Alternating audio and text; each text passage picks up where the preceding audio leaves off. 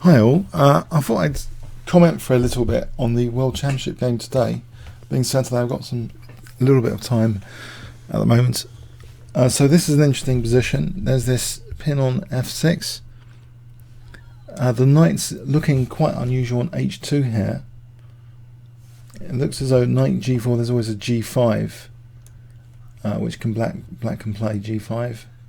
This knight might be heading for f5 here, knight e3 to f5.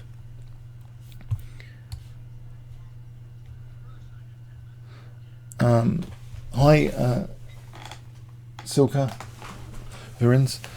So yeah, I thought I'd comment for a little bit on this this game here. So this is an internet chess club showing the latest position. I'm not using any of their commentary. It's just the latest position with clock times, approximate clock times. If you've got any questions about the position, that would be. I'll try and answer them. So it looks like quite an interesting position. I think about equal here.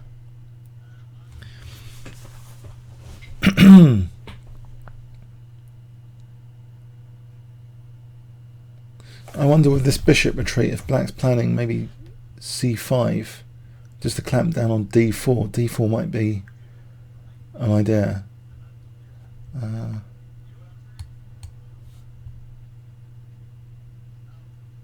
Where are these knights heading? In fact, knight g3, g5, we can go to f5. Yeah, if you've got any questions, I think the audience here on YouTube, I think it's going to be very intelligent compared to other places. So if you've got any chess questions, I think many of you are very good chess enthusiasts. So any questions here? I'm around for about an hour maybe. I don't know how long I can do this for live. I prefer playing 3 minute, I think. 3 minute chess. So, I don't know, knight g3 is possible though. g5, knight f5. Knight e3, that's the more natural way to get to f5. We've got the flexibility of knight d5. Knight e3 is more flexible. If we wanted to maybe b4 to clamp down on a6, we can double rooks on a6, maybe.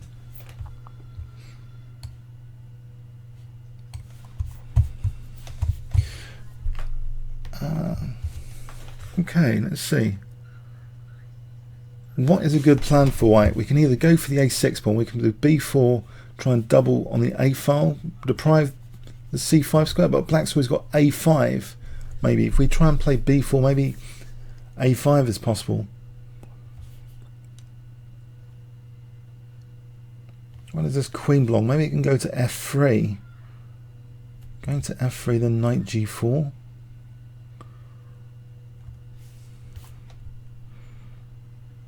Interesting.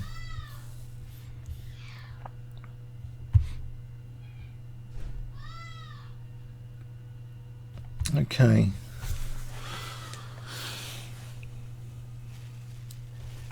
Any questions? It's all clear then.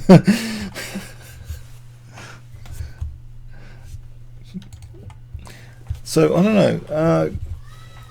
What would Vichy be thinking about here? Queen f3, knight e3. Shall we try guess the move? 50 points for who can guess the next move then. Anyone want to throw in some move guesses? Maybe queen f3. Or b4. What is your best guess here? Knight e3 looks like a move.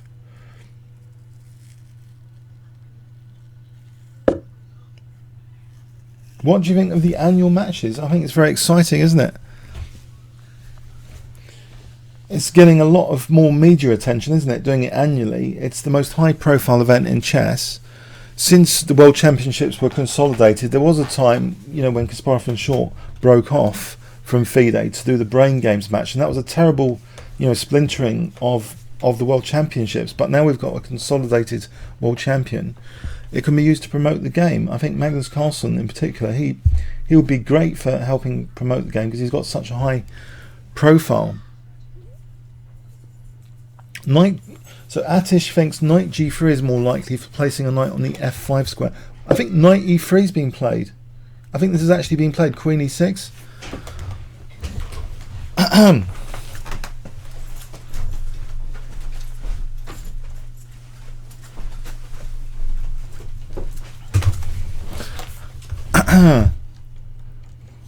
So queen e6 is tying down the queen to the b3 pawn. If b4, I think a5 is possible, isn't it? b4, a5. That, I don't know. Taking b4 again. Maybe a5 is harmless. It's possible that b4 is possible.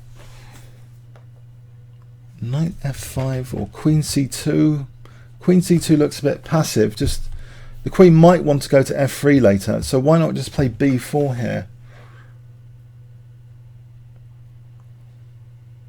What do you think about b4 here, guys? Do you think that's interesting to play b4? Because the queen's kind of working just to protect that pawn. She might want to go to f3. I think it's nice that the queen's got access on this diagonal at the moment.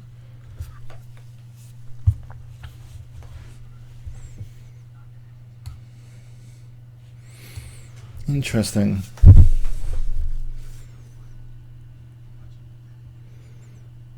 Queen e6. What does queen e6 do in particular? It did unpin the knight, so this knight is free to go back to h7. You can see my mouse arrow, can't you? I hope you can see my mouse movement. I think the knight hasn't been unpinned. What about even not knight h5? We can just take it there, but knight h7. Oh, b4 was played. I predicted that. 50 points for me. Do I get 50 points as well? Yeah. So who? Go on. Let's play guess the move. What's going to be played next?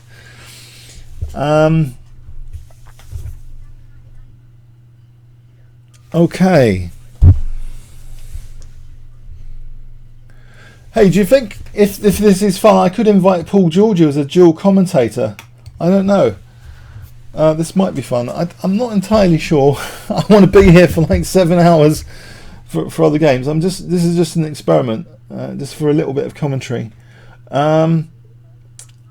Okay, so oh, I wonder if I can change that. Oh, game 6. Yes, good point. Oh, what a muppet. I wonder if I can change that now. Hold on a sec.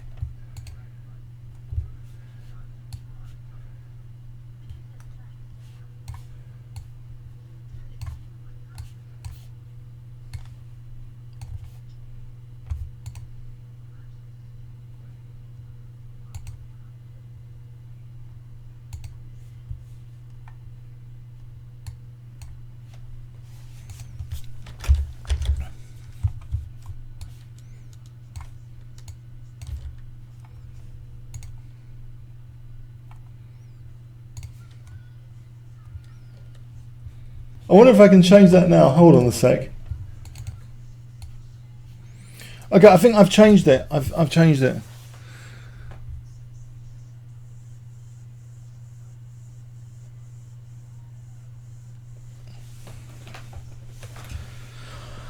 I'm really not sure I can do this sort of live commentary for hours on end. So respect for anyone that does do this sort of thing. I mean the official commentaries are good as well. So I don't know if this is any help really. I don't want to sort of interfere with any official stuff really.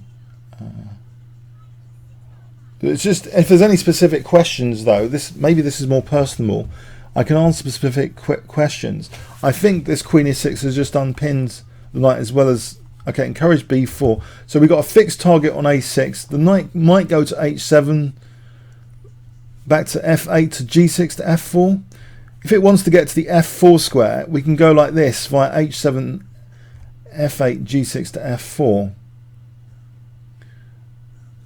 Knight f5, does it actually threaten anything? It looks good, but is there something concrete it's threatening? Knight f5. But it's black to move. So what do you reckon black will play in this position?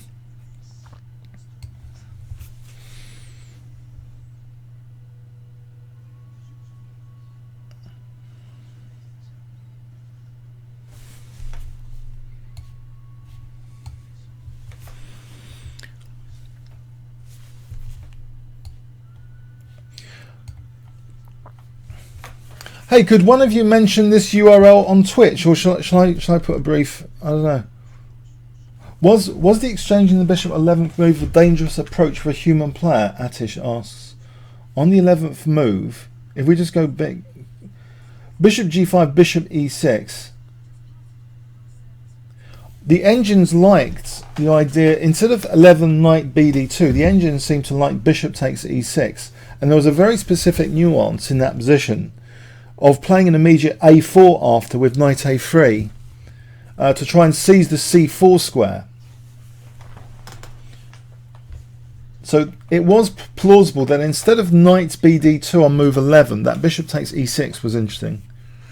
Krista Nilsson asks, is there any way for the white to end up with a knight on c6? I can't see it here. Knight on c6. No. Surely not.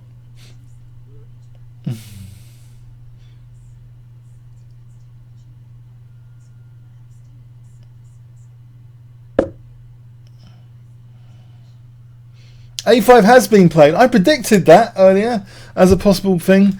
Get rid of that fixed target on the A file.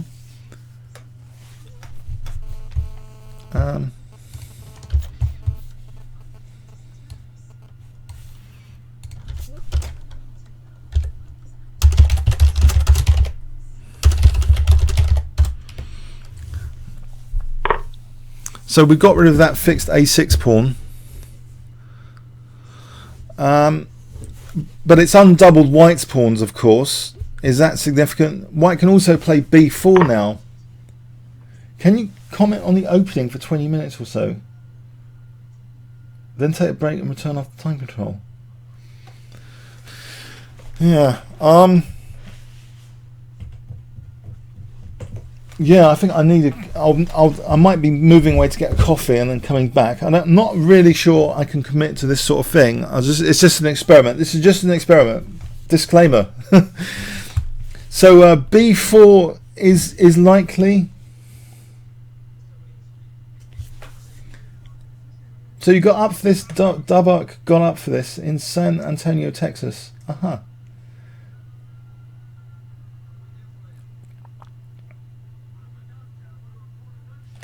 So b4, 50 points for the next person to get this right. Is it b4? Does that look sensible? Is there anything wrong with b4? Otherwise black might play b4 himself and try and weaken the d4 control. You know, if c4 we weaken d4, we can get a knight to c5. But imagine b4, c4, knight c5 would be nice, wouldn't it? So I think white has to play b4 to control that c5 square.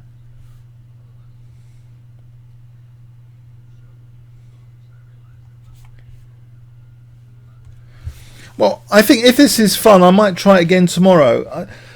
Actually, there's been 1 or 2 days I've had a bit of a headache anyway. I just wanted to do... I mean, my intention was just to do videos after.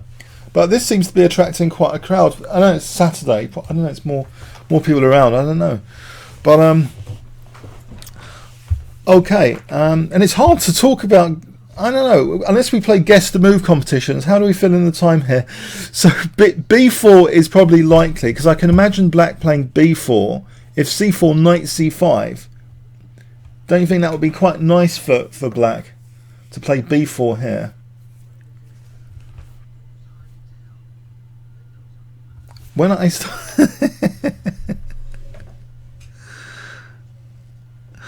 Oh dear. So...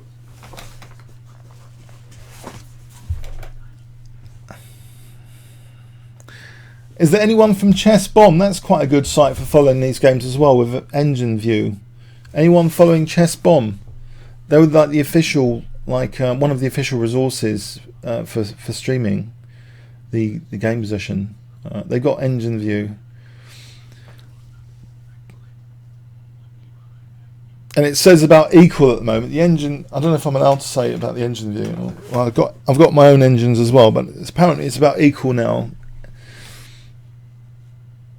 Ask me questions, yes. Make it fun for me and I might do this again. Otherwise I'm not. No blackmail or anything.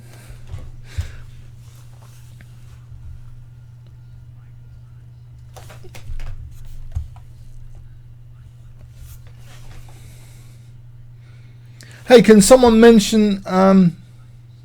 okay, no, that's not... Tomorrow is a rest day, yep.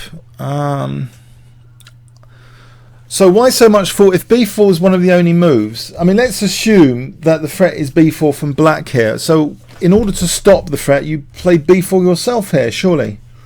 Is there any downside to the b4 that anyone has spotted?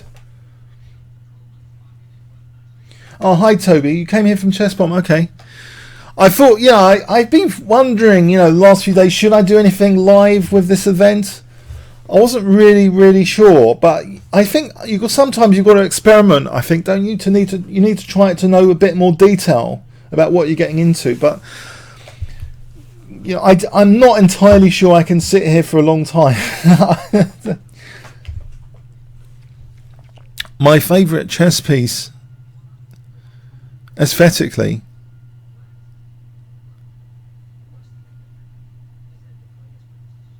That's a good question, but can you have a more easy question about the game session?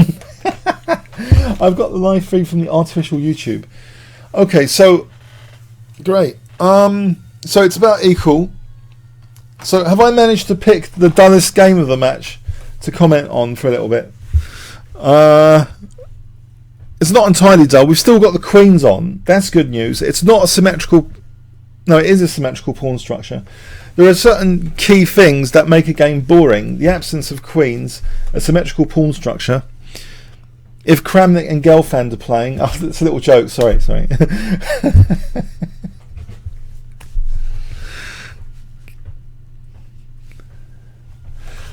So, okay. Any questions here? Let's play guess the move. So who votes for b4? Any votes for b4 on the next move? White to play b4. I'll show you b4, b2 to b4. Everyone thinks that's the best move? Who put your hand up? I think b4 is likely, surely, because I perceive the threat as b4. Unfortunately, a lot of the time we do have to kind of parry the opponent's threats. These ideas of deep conceived long-term plans are a thing of the past. With a lot of the time we're just parrying the opponent's immediate threats. So I think b4 is like a positional threat here. You know, if c4 we have knight c5.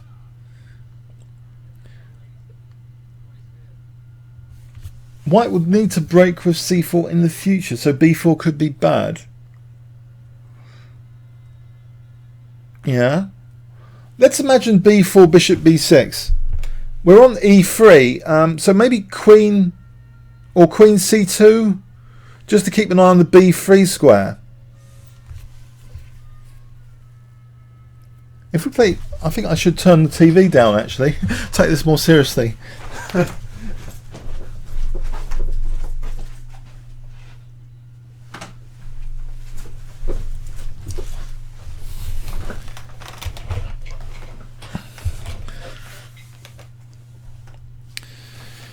Okay.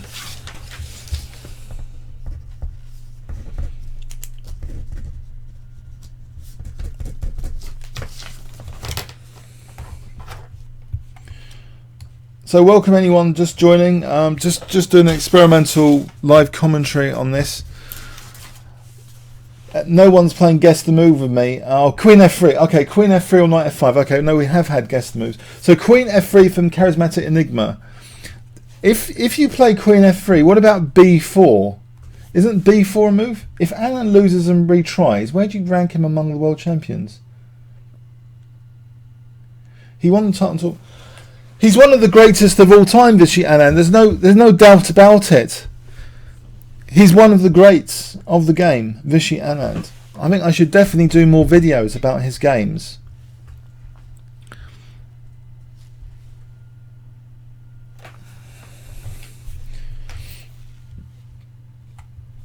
I think b4 is most likely. I mean, queen f3, b4, what would you do on queen f3, b4? On knight f5, same question, b4.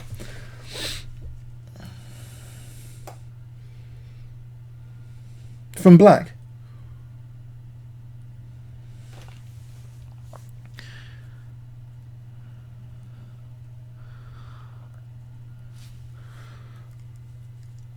I mean, knight f5, does it actually threaten anything immediately? I'm not sure it does. It's quite solid on the king side. Oh, here we do have another interesting idea. Queen d2. Yes, interesting. Queen d2. So b4, we can just take that pawn. Queen d2, yes. Intriguing. Because that lines up knight f5 for a potential sack on h6. Queen d2 is defending against b4 and attacking on h6 at the same time. I think that's an interesting idea. I think you should get 100 points if Queen d2 is played. I've been prompting everyone, biasing everyone on b4 here, but maybe Queen d2 is something. What do you reckon? He deserves 100 points if that's played, yeah? Queen d2. Helltalk.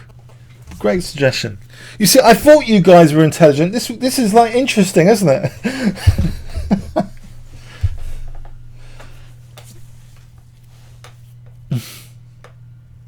Hi, John. I thought it's quicker for me to chat than type, and I don't know. There's one or two trolls on Chess.com. It's a great place potentially. Chess.com. I've got to say, it's got great potential with the engine view. I think a lot of sites like Chess.com and say ChessGames.com, one of the most tiresome issues they face is moderating comments. I mean, I know that ChessGames.com spend a long time moderating comments. It's a real pain. And you'd think, these sites, they would be technologically way ahead if they didn't have all this hassle from, trolls and stuff. They could just focus on the chess. But, anyway, so... So bishop takes a5. I think Queen d2 is a good candidate. I think b4 is a potential candidate. My Kenko is now very cold, but I'm drinking it anyway. Okay. So do you think I should invite Paul Georgiou for fun? I might give him a call, maybe on Monday. What do you reckon, Paul Georgiou? Because I think it's more banter, isn't it, if you have two commentators. So I think you enjoyed some of the opening videos with dual commentary with Paul Georgiou. Maybe I should invite him for Monday. Okay, when a chess players peak years, Capablanca 40 peaked at 31, but most players have their peak in the late 30s, and now Anand seems to be peaking in their 40s. Yeah. Anand did a lot of fitness training before this tournament. Oh my, blimey, hang on. A move has been played which is outside of our predictions. Whoops. HG4. Not caring about B4. Oh well. These players are just... yeah, they're just... okay. So B4 is not apparently a big deal.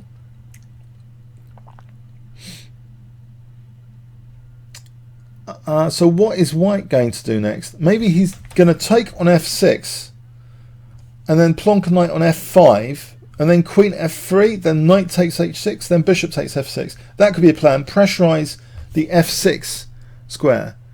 On any b4 here, what happens on b4? Well done, Ravi Oli. So 50 points for you. Well done. On predicting knight hg. Did you specify which knight going to g4? Did you say knight hg4? Hold on a sec. Did you say knight hg4 or did you say knight e3 to g4? Which knight did you specify?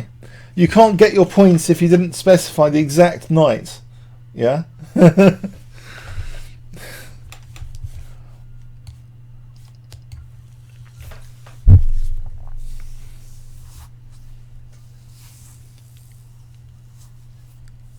Okay.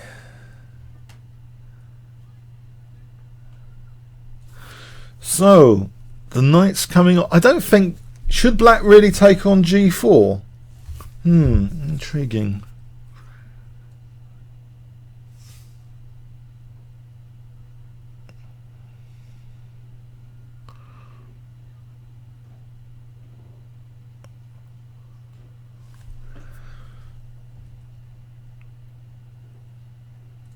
If black takes on g4, Do we take back with the pawn or the knight?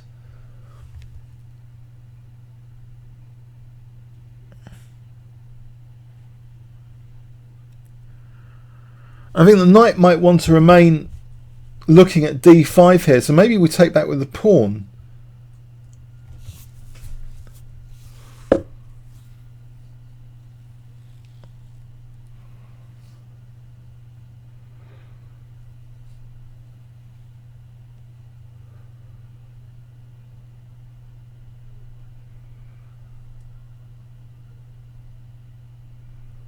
So bishop b6 has been played.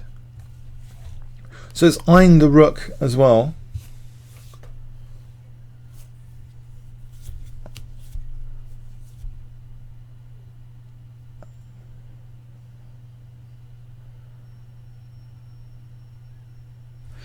So eyeing the rook, maybe a rook exchange? No, we don't want to do a rook exchange, surely. Okay, let's think about this. What is going on here? If we play queen f3, we can take on a1, rook takes a1. We can put more pressure on f6. We can take on f6, it's check, knight takes queen f3. I should really have an analysis board here. Should I get an analysis board? Hold on a sec, new game board.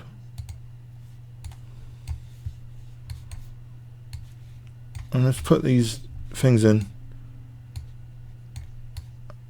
E4,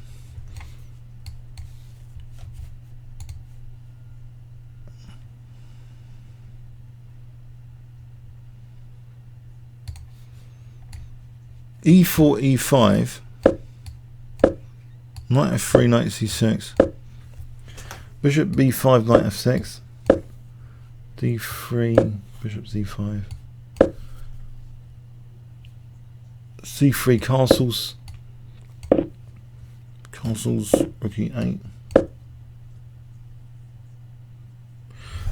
So rook e1, a6, bishop a4, b5, bishop b3, d6, bishop g5, bishop e6. Now the surprising knight bd2 was played here instead of taking on e6. h6, bishop h4, well, slightly surprising. Bishop takes b3 now, a takes, knight b8, h3, knight bd7, so knight classic rerouting, knight h2, queen e7, knight df1, bishop b6, knight e3, but queen e6, b4, a5, b takes, bishop takes a5, knight hg4, bishop b6. So we've got a little analysis board now, and so who's predicting what? I don't know how. Can I put this over here or something? Shall I put it over there? Is that okay there? Is the analysis board okay there for a moment?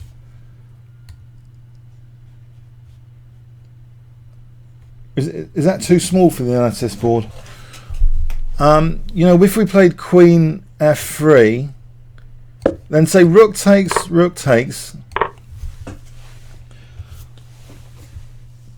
I don't know, I'm not sure queen f3's, that wouldn't want to take the rooks. Maybe queen f3 is too dangerous because of f6. We've got pressure on f6 here. I can even draw arrows. That's good. Oh, there's a move being played. Bishop takes f6 has been played. Right, so let's rewind that. So bishop takes f6 has been played. I know where to plonk my analysis board. Okay, so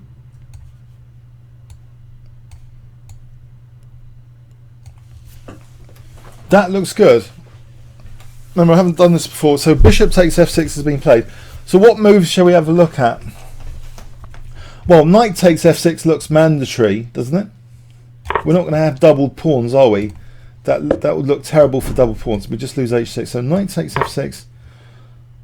We could play knight takes, and we could play knight d. No, we can't play knight d5 because of that ft. Look at f2, right? So we can't play knight d5. Now knight f5. There might be g6. If knight takes check here, oh, we've got knight g4. We're defending f2, right? So you're right. Knight f5 seems as though it's technically possible. I mean g6. Okay, so actually in the game, knight takes f6 has been played. So we've got this position.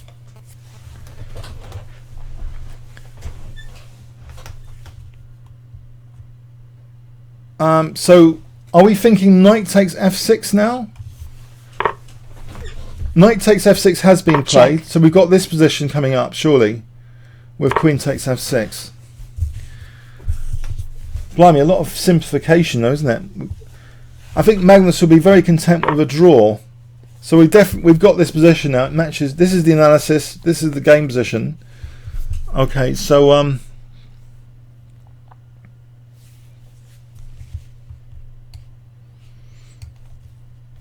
so knight f5 is plausible. Who mentioned knight f5? Edward Best. Knight f5. It's plausible because g6 we can take on h6. Check. And then knight g4. Correct. So, or what else? Okay, what about taking on a8 first? What about moving the rook? What can white do here?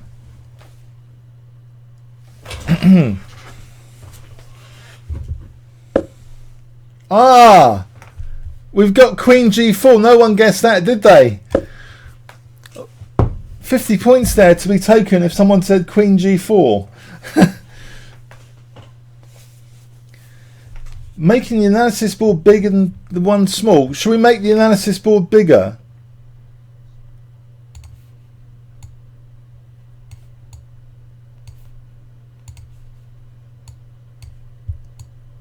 What about there? I don't know.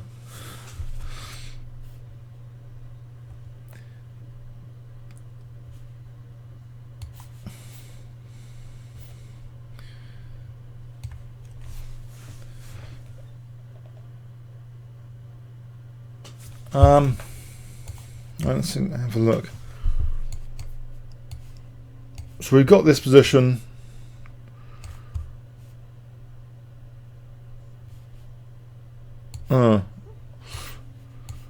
Yeah. Knight d5. Trixie Pete. Hi, Trixie Pete. Knight d5. We just lose f2, don't we? Sorry, it's black to move here. Pardon me.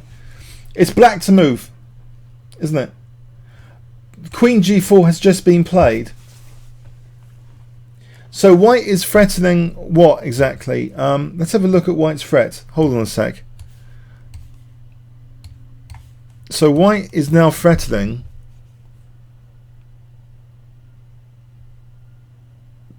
queen d7. Is it possible knight f5 is a threat? Just knight f5.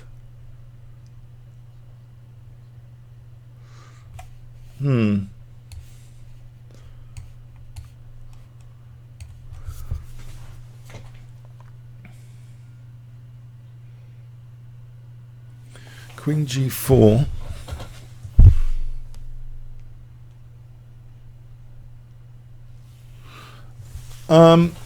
The engine view at the excellent site chessbomb indicates black's slightly better here with taking on e3.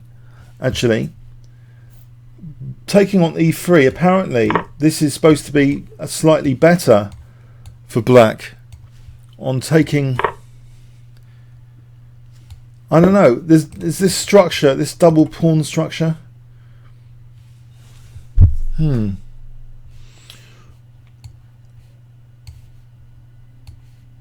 Oh, don't tell me Vishy's going to lose today. Is he? He's not going to be ground down again, is he? Does anyone think he's going to be ground down again? If this doesn't look like a great position, does it? If just bishop takes e3 here, which has been played. Is it like structurally white can't take with the rook because we're just dropping this rook, and he can't, you know, fling in this because now we've got, you know, queen takes f2. He has to take. He's taken. Whoops.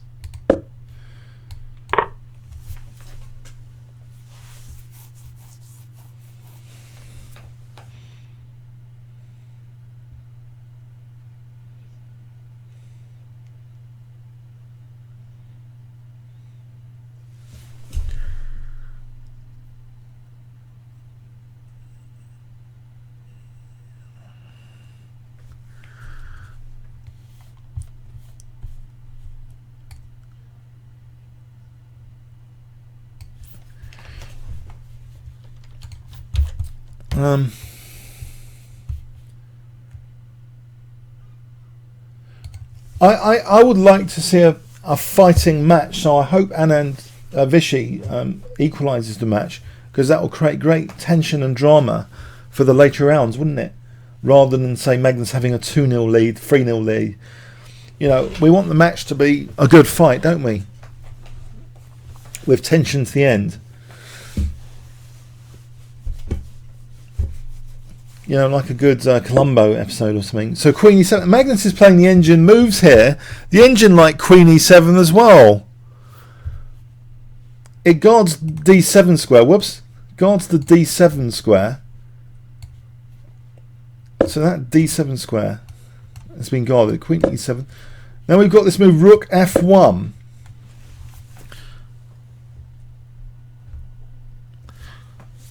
So rook f1.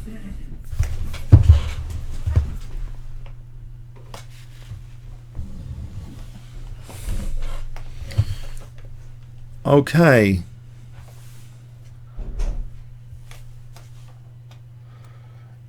Game per frame. You prefer white here?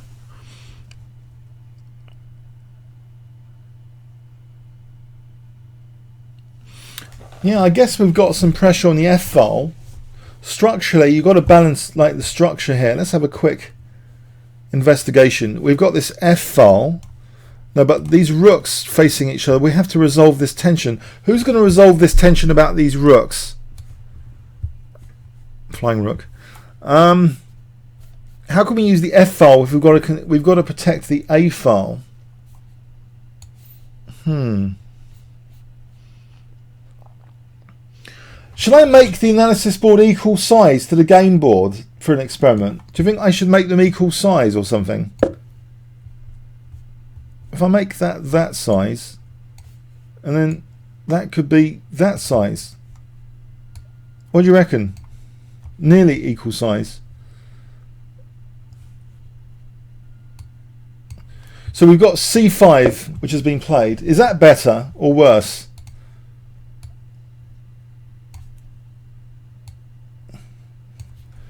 So we've got our analysis board here, game board here. What do you reckon about this? The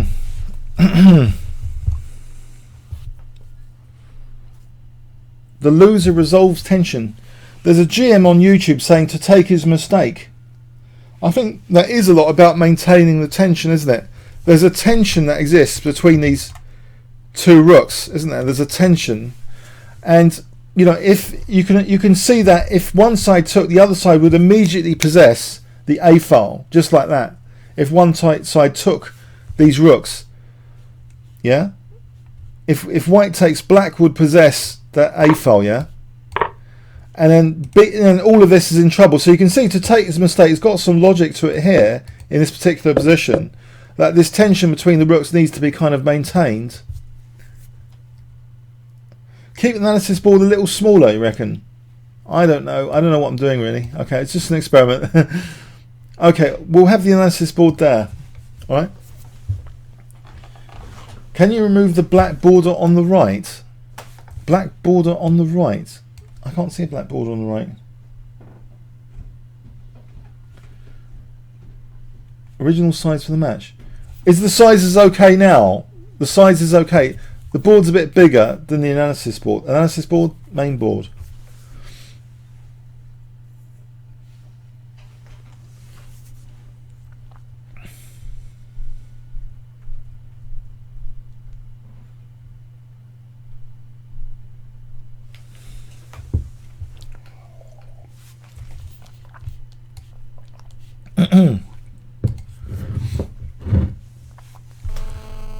Alright, sorry, we've got this move c5 to update the board here.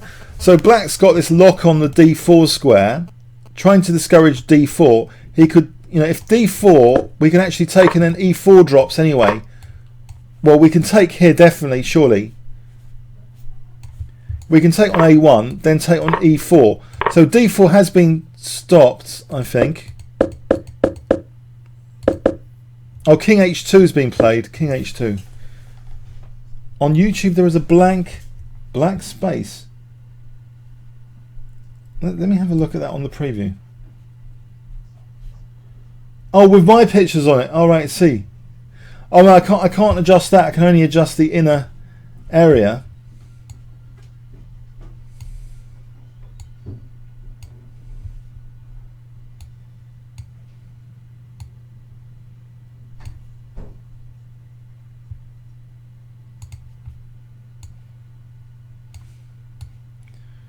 There. Oh yeah, I can't. You think I should try and get rid of that right hand side? I could. That's the way I sort of laid out the thing earlier. A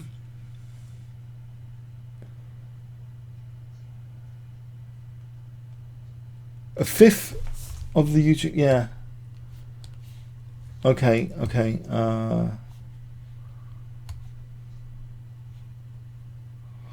Yeah, I would have to lay it out from the start differently, I think, there.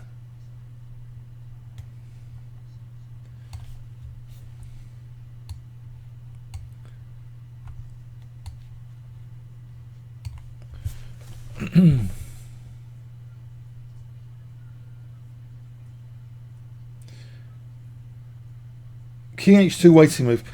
Okay,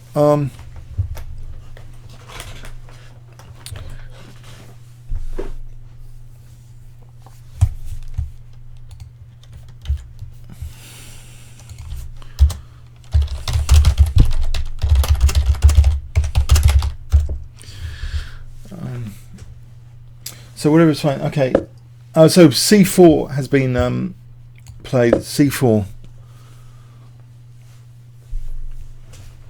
C4.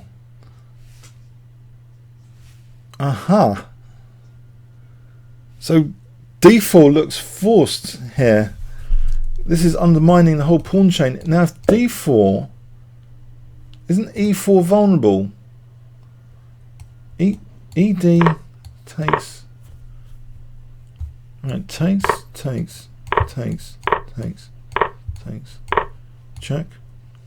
Check. Yeah. Rook d6.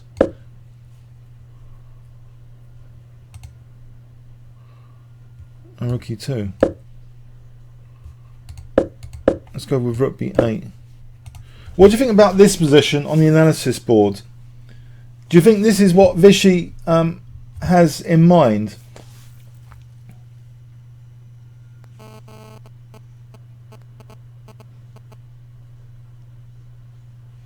That's an interesting idea, Garrett. I've never really thought of that. Yes, that would separate the analysis board, you know, from the main thing. Interesting idea. I think most people just use the same board just for size. Yeah.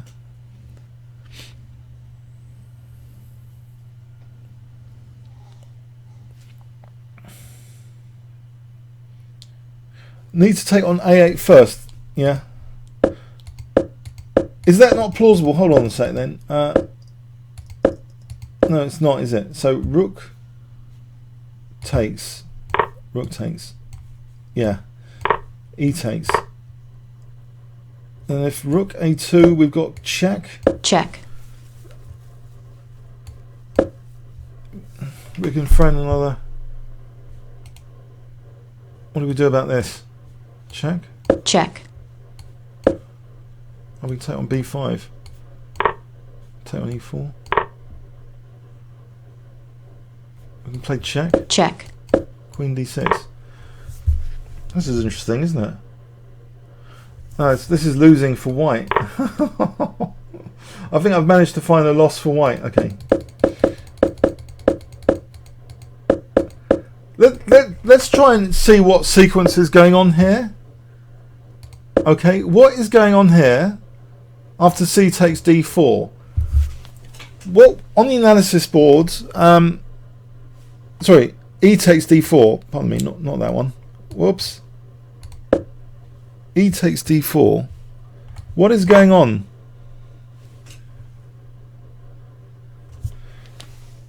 You can't see the H file. Hold on a sec. Okay. Can you see the H file now? I'll move this over there for a bit. Can you see the H file now? There's no H file. Oh, blimey. Get this. Can you see an H file now?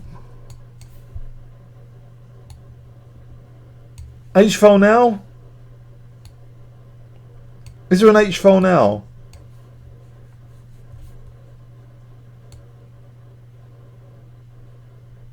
H file? How much of a delay is there on this? There's still no H file or what? What's going on here? A bit more. Oh, blimey.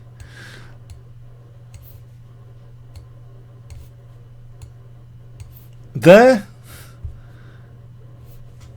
God, blimey, is it really that bad? Oh, I see. Yeah, it is. Okay.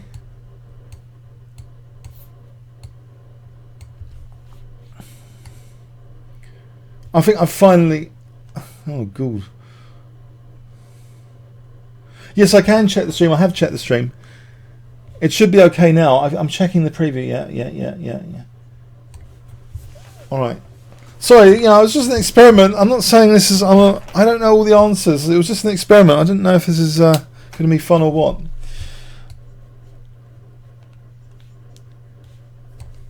So we're up to 91, watching my rubbish analysis of this game. Sorry, just kidding.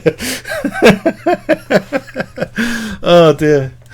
So G6. So E takes D4 is not even mentioned by the engines. Actually, it's not even mentioned by the engines. But I wonder what happens after ED4.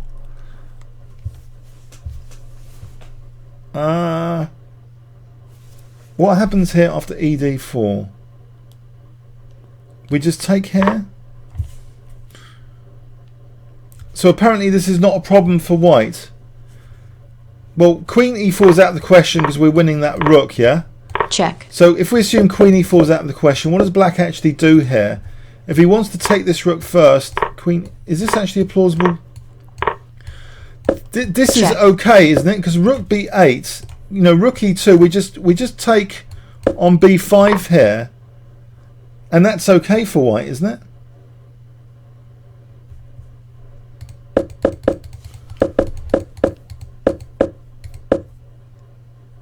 Or we could take here, take, but then rook here, check. We drive the king there, so we got this fork. Oops, we got a fork there, and we take on b5. We're protecting here. We lose e4. That can't be right. This is nonsense. The check here, we win d6 and rook b2. That can't be good for white.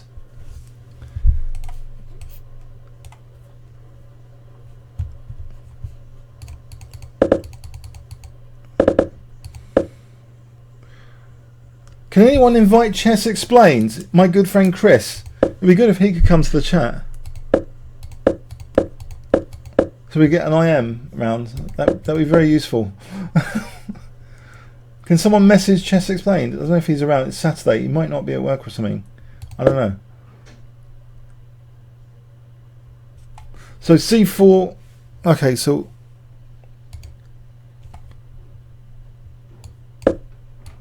D4.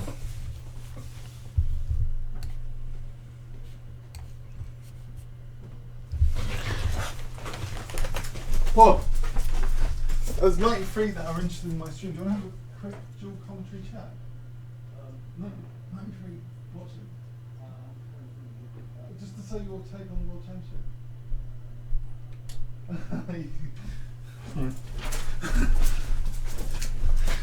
Okay. Sorry. Let's see what's going on here. Grind coming. So the engine's on. There's an engine suggesting rook f8 here. Rook takes a1 has been played. Blimey. Rook takes a1.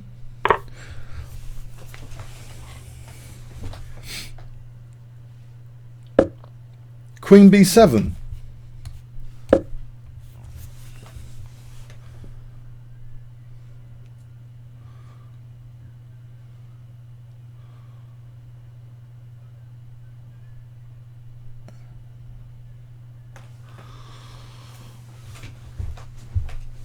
Okay, what is Queen b7 doing? It's protecting... Nope, I don't know what Queen b7 is doing. What is Queen b7? Ed is now threatened for Rook e4 or Queen e4. I think we're threatening E takes d4.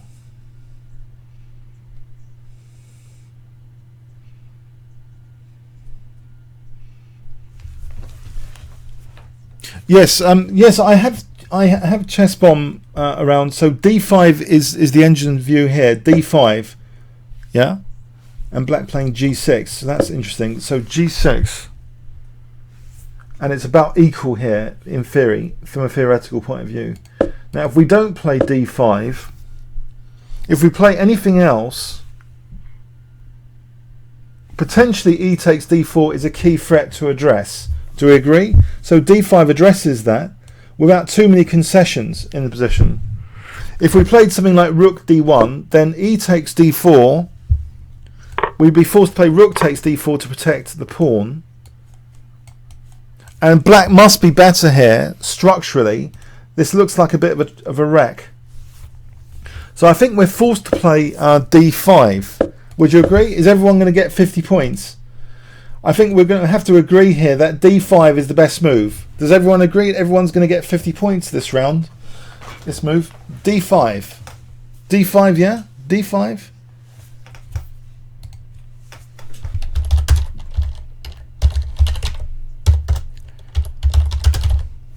Oops.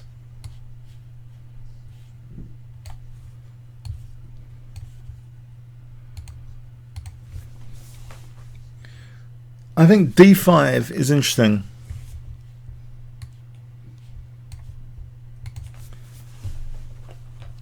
d5 must be the only move, surely.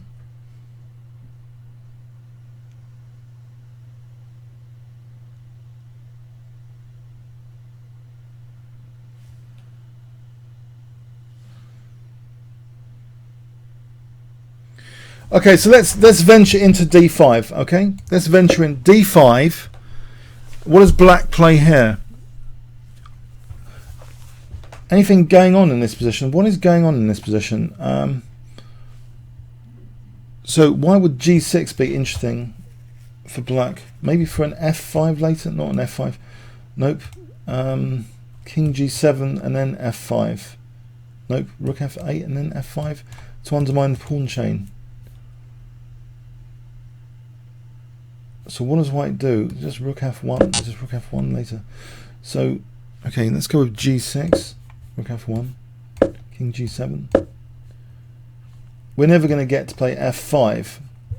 That's out of the question. It's about equal that. I don't know. So d5, g6. If we don't play g6, what do we do here with black?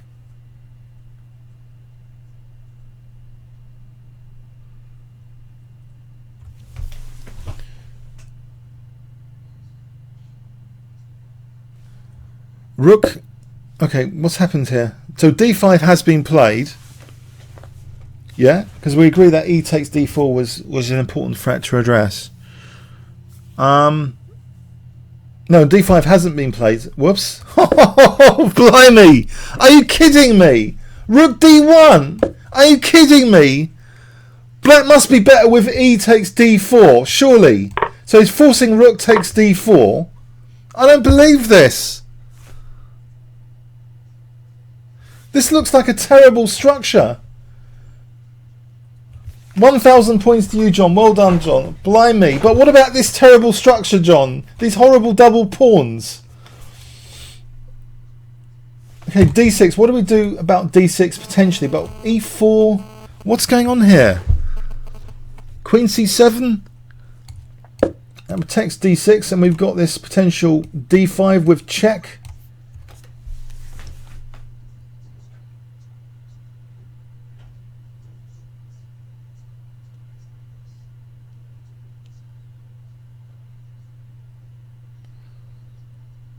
Isn't black better?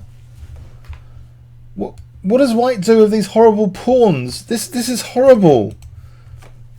Surely.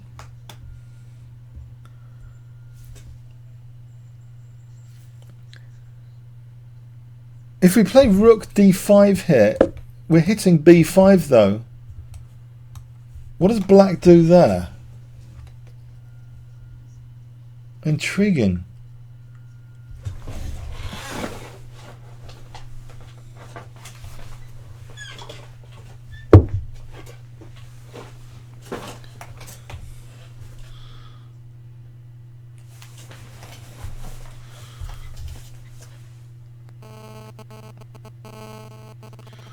Just back in a moment. Sorry, back in a moment, yeah?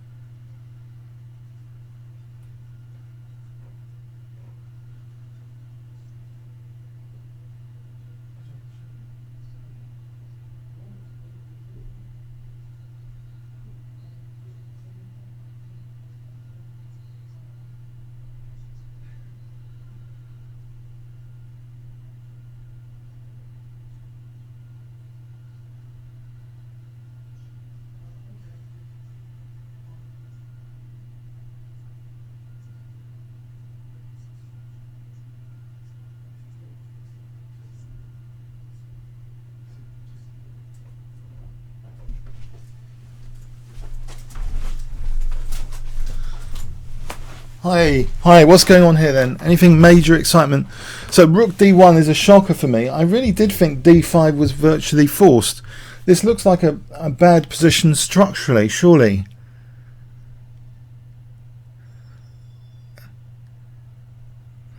And there's another way of defending the d6 pawn here. Black can play rook e6. So rook d5, which seems to hit b5.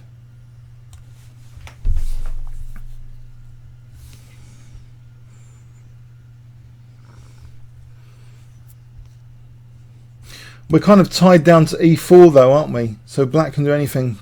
We're tied down to e4 here, of course. So we're not taking, this is not a problem. So we've got two ways of defending the d6 pawn. Either queen c7 or rook e6. Correct?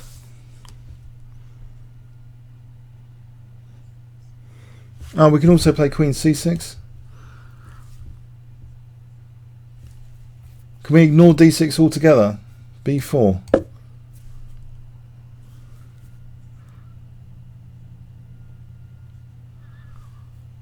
Yeah, I'll take here, take here. I don't think so.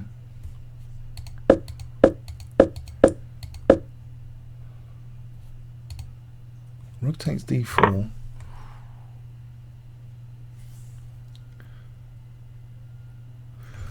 Game perfect. It's not just that d6 is hanging.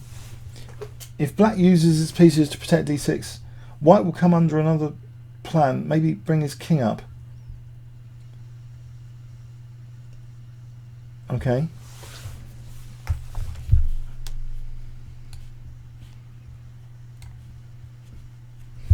I think I'm dying for another Kenko coffee, actually.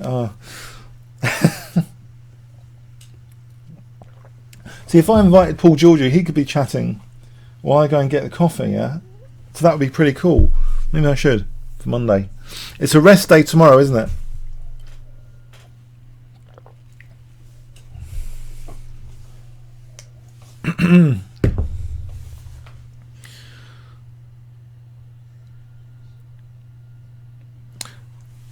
Surely Magnus wants to play e takes d4.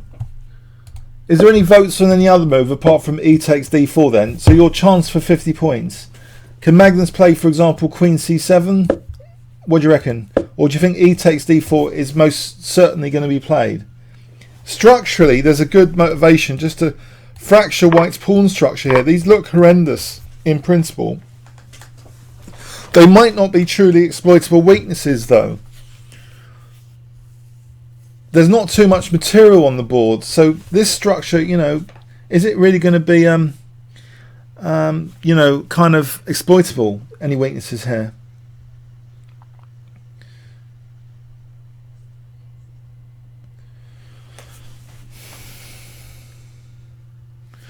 I'm just gonna take. I'll be back in a few minutes. Hold on a sec. So just watch the thing.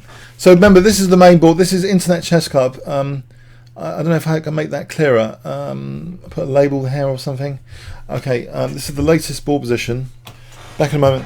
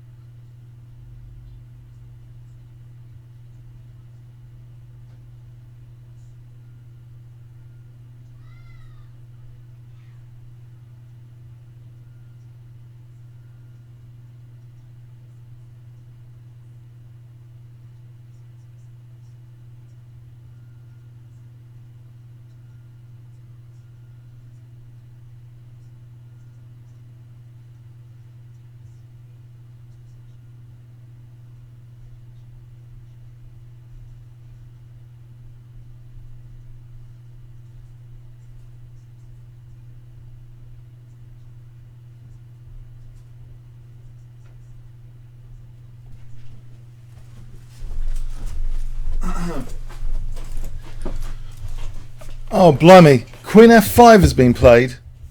Blimey. Hi all. What's happening here? So, rook d1.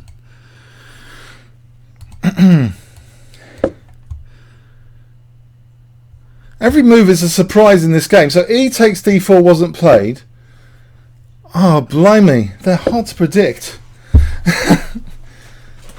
These moves are really hard to predict, aren't they? I mean, even with just a rook and queen on, we can't predict the moves.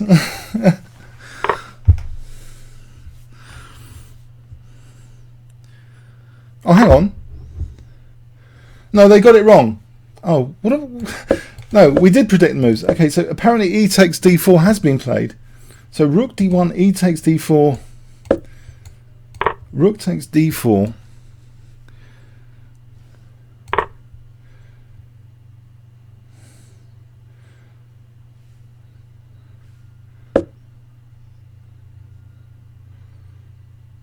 I'm getting really confused what the game score is now. Sorry. Rook d1. No, we had queen c6. Queen c6. So rook d1, queen c6. Queen f5. E takes d4. Rook takes d4. Now rook e5.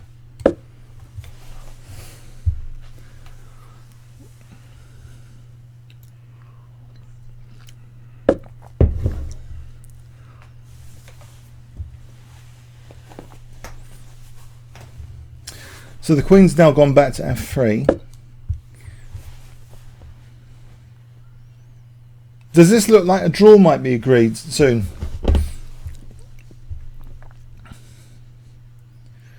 It looks a bit drawish now, doesn't it? I don't know. If Magnus might be content with a draw, how would he do something here? Has Black actually got an active plan? Because there's a lock and key on d6 here. We've got a sort of bind on the d6 pawn. Actually, queen d1 could be hitting d6 at some point soon. So queen d1, rook. If we imagine, say, let's give Black a move. No, we can't do that because f7. All right, forget king. That's not a good waiting move. So what's a good waiting move? f6, f6, queen d1, rook e4, rook d6. Queen c7, we've got a pin. We've got a pin. I mean, e3, we don't want to do that.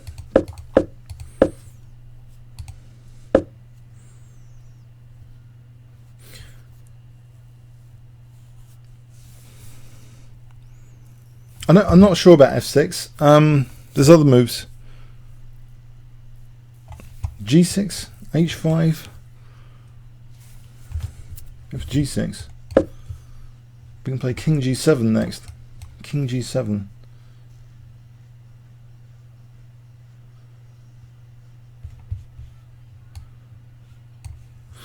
g6 for king g7. We can play later for h5, h4 to lock down. It would lock down white's pawns. h5 and h4. Pawns are the soul of chess, Philidor. So we could try and lock down white's pawn structure a bit with a plan of h5 and h4 later.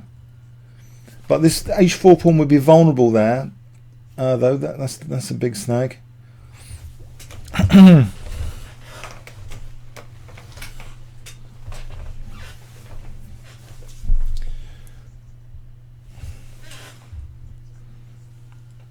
Hey, did everyone check out my ChessBase articles recently? I couldn't believe ChessBase let me do articles for them in such a high-profile event. Did any of you? I just couldn't believe it. There's 2 ChessBase articles by me recently. Did you see them? Anyone? I hope you did anyway. I hope they were fun.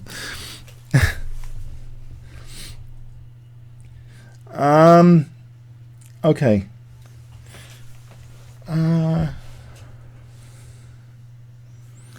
So queen f3. Let's go back. So queen f3.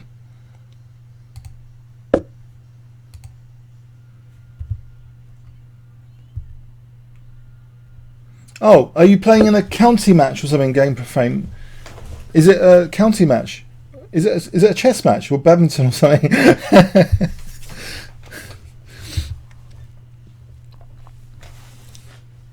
Good luck if it's a chess match or whatever.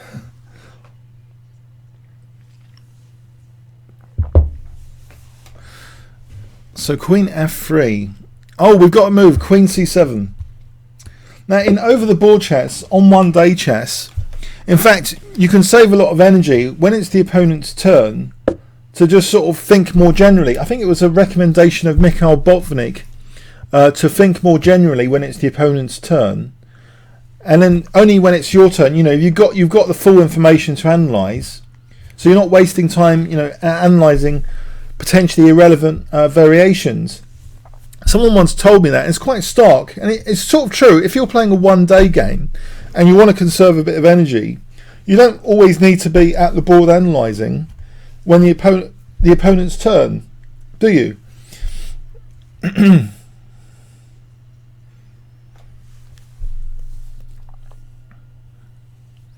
So Queen C7, okay, but here we're not playing, so I suppose we're analysing all the time. Various, guess the move is one of the more fun things you can do here. So what will White play next? Let's guess the move.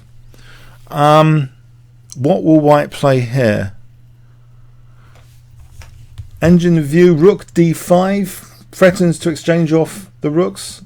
It also attacks B5, so Rook D5 is possible. We can still continue with this retreat to maybe put pressure on D6 here. Rook D5. What do you think about Rook D5? Is that likely? Would I get 50 points if I guessed? Nope. King H2. King H2. He's come off prophylaxis. He's come off the diagonal. That dangerous potential diagonal for D5. The king is safer on H1. So prophylaxis. Sounds a bit naughty, doesn't it? Prophylaxis. But it's a Nimzovich term from Aaron Nimzovich. I mean, he helped promote prophylaxis in the wider sense. So King H2, prophylaxis move. So it's like safety first.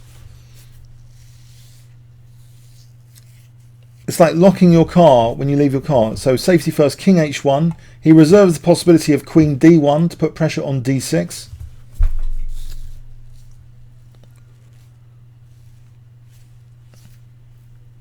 There's other queen moves of interest. Queen G4 with IC8 and Queen F4. No, I don't know.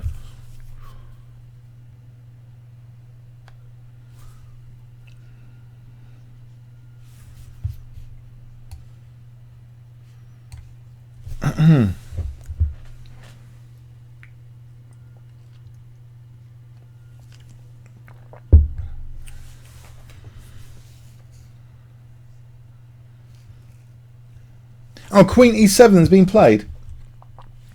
Apparently Queen E7 is about to be played.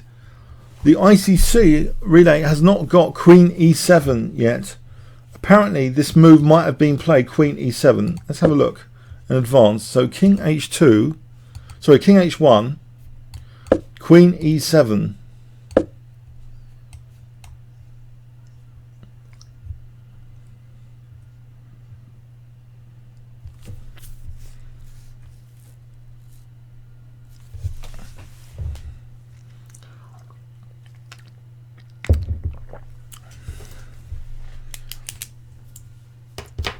Advance warning, if this game happens to go past 7 o'clock, I'm going to the cinema. My apologies in advance.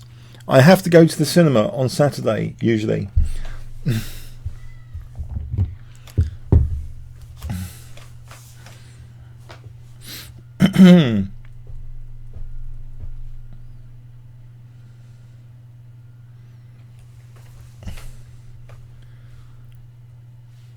Queen E7 has been played. The ICC relay has been delayed.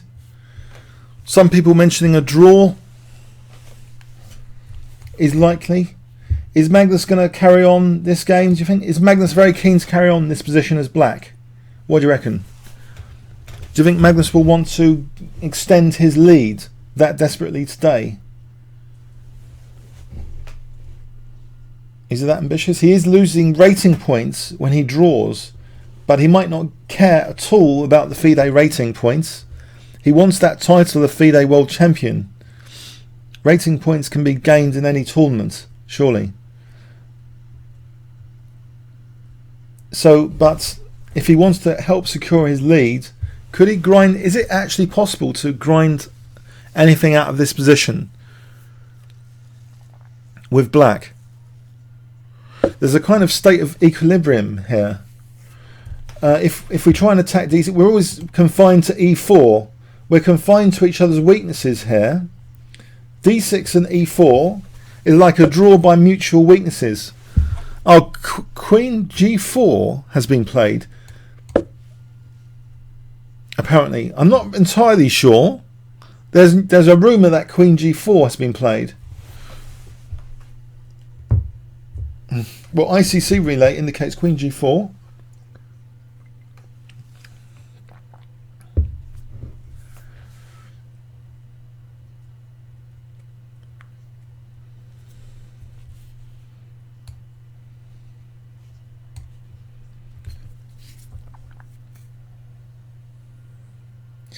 What can black play? What is that check annoying? There's actually D5 possible here. You know, if takes, we can play rook takes E3 and crash down. What would we do on D5? Take.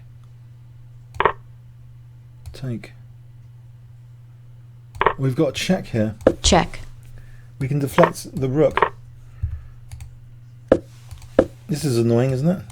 King H7. We got.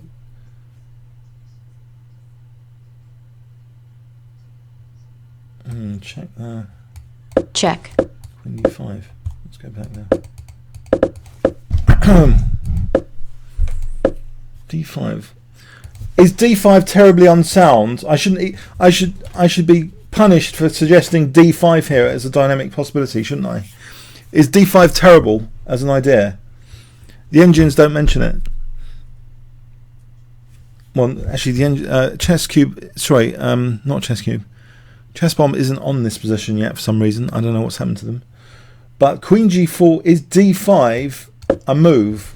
Can someone tell me the refutation of D5 in this position? D5, is it terrible?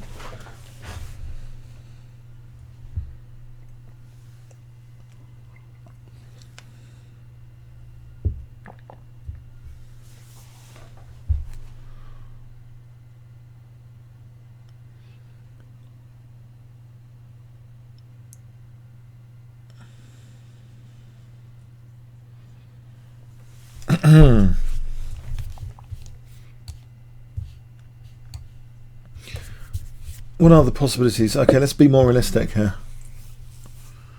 I mean, D5 is interesting though, isn't it? King H7.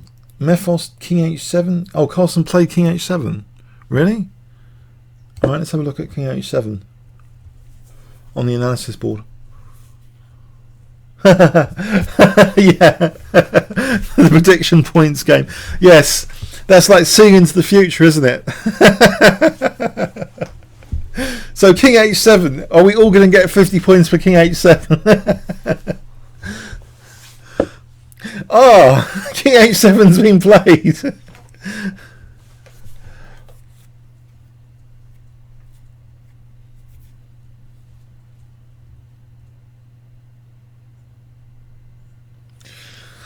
So I've managed to pick one of the most dull games of the match, haven't I? I mean, that's just typical, isn't it?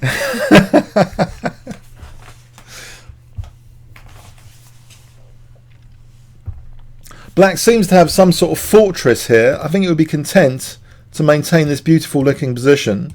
It looks beautiful against the structure here. So King H7. I mean, B5 is protected.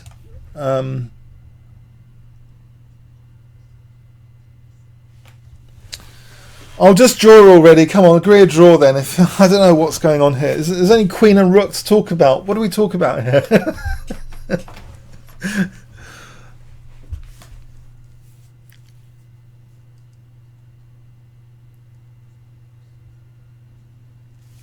Okay, let's see.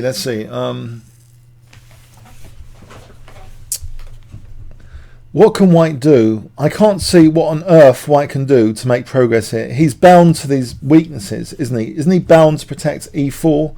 He can't really do anything about this. If anything, black's got a potentially interesting possibility later at some point of playing b4 at some point. These pawns are locked down. These pawns don't really want to go anywhere because the king's safety will be affected. So black seems to be better in terms of pawn mobility.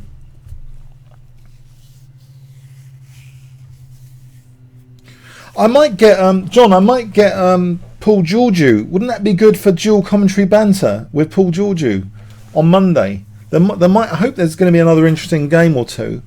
I don't know if he could come early. I don't know. That would be interesting, wouldn't it?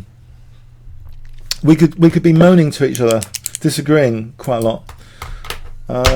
So Queen f4 has been played.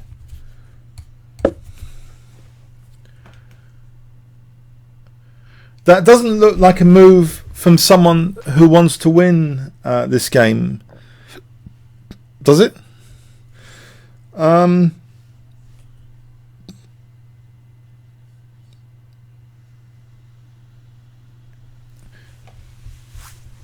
Does that look like a move with a winning plan behind it? Queen f4, does it? I don't really think it's doing much.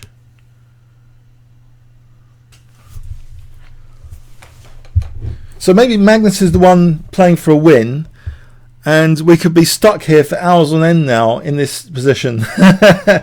Okay, he could be trying to create. He could do something really radical with black. What could he do with black?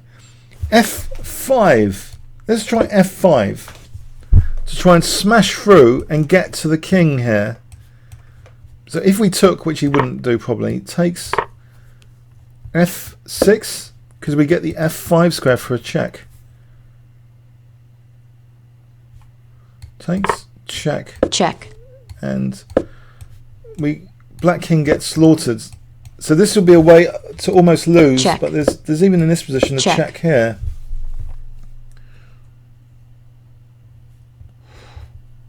I don't think so. Who's winning this? These pawns are vulnerable. So we took here, takes, check. There's check as well. f5 is needs to be calculated quite well, that sort of move. That's what they call a concrete move. f5 is concrete, made of concrete, f5. But you need to calculate it precisely if you're going to justify it. Too dangerous. Who in their right mind would play f5 in this position? No one, surely.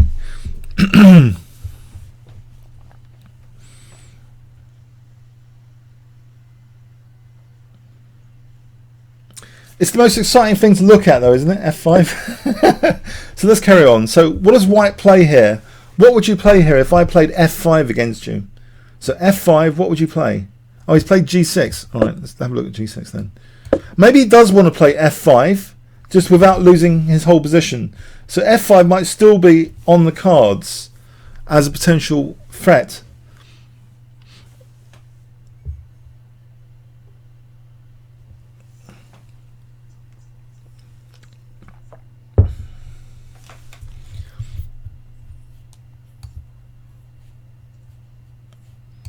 So g6,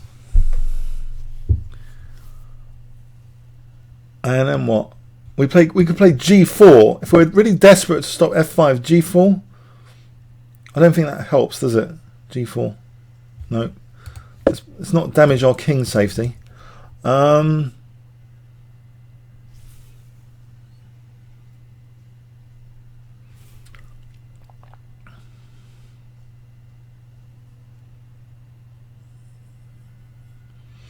I think, hasn't g6 been played? Does anyone think g6 hasn't been played? I thought g6 has been played. The rumour on the street, g6 has been played. No? Did someone make that up? I thought g6 has been played. Just give me a cookie and leave. I mean, who wouldn't trust his nickname? I mean, he has claimed that g6 has been played. Is that correct?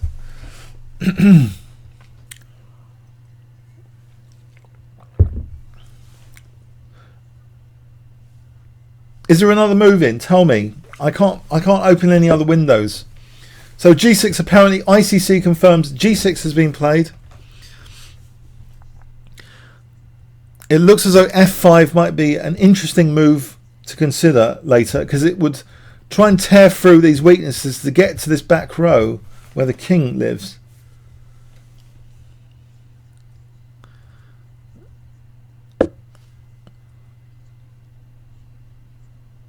King goes back to h2 now. Can Magnus really play f5 in this position? And you heard it here first. No, he played king g7. He doesn't want to play f5. It seems f5 is unplayable.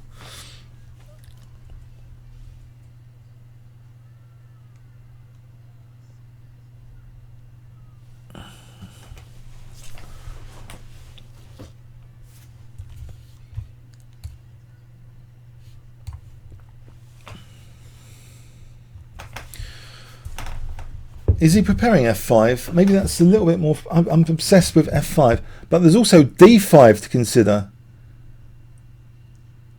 I mean, if we give white a move, let's say king h1. I don't know, d5. Is this crazy? d5.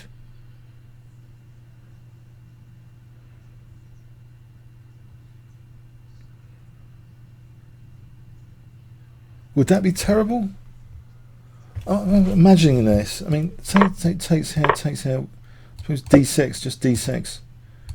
Check. We've got this horrendous d6 pawn, black loses. Magnus doesn't need to unnecessarily create risks. I think that's the key thing. Riskless play. So I think d5 or f5 are both very risky moves, which you might try in a blitz game, but probably not when you're playing for the World Championship and you're a point ahead already. So maybe he just moves his king back and forth, and white moves his king back and forth. So, and they agree a draw by king moving repetition. How can so e4? The problem with e4 is d6, isn't it? Oh, queen f3, great. Queen f3 has been played. So what's actually no? What's happening here? King h2, move, I don't know. Queen f3 has been played. Nope. How do I get back to the game position from here? That's interesting. Queen f4, g6, king h2 is black's move.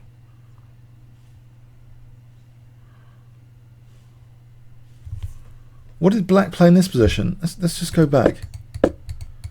I've got this all wrong. So g6, queen f4, g6, king h2, king g7, queen f3. I think this might be the position now we've got in the ICC. Okay.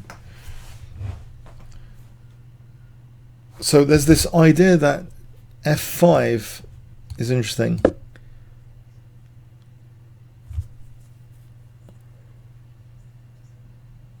Would that be terrible? Does anyone see a refutation of f5 here? Is this a terrible move to play?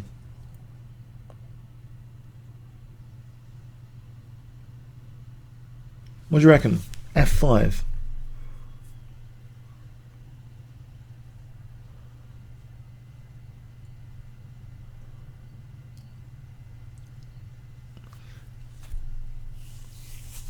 Someone tell me.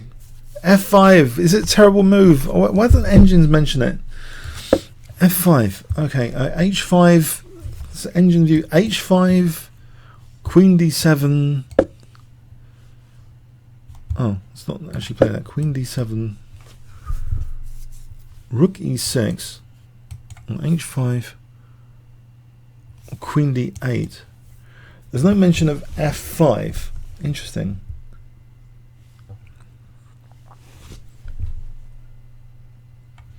I think f5 finds a way to lose probably. Takes, we've got f6 check.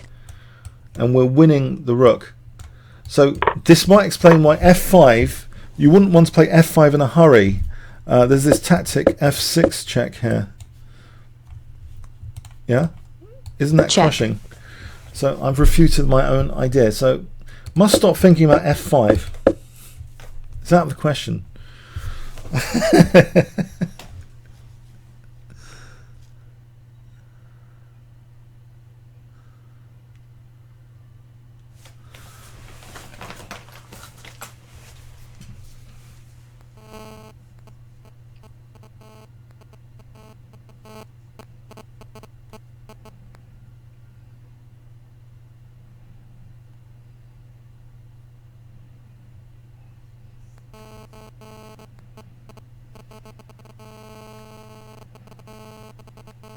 Stress.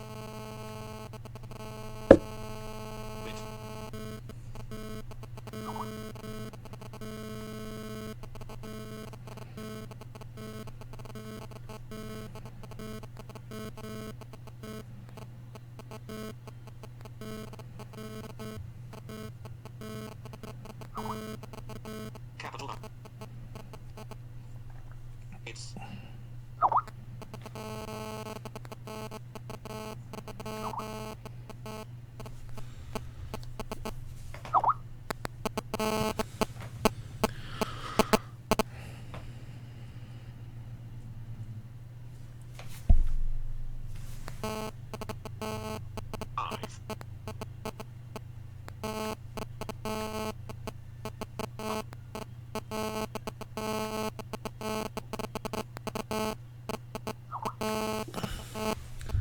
Okay, so what's going on here?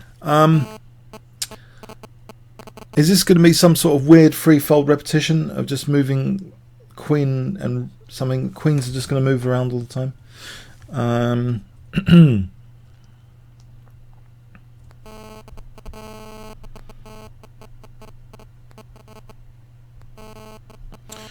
Okay, queen f3. Okay, there's no f5, there's no d5 probably. We're just going to lose like with d5 just to clear that up.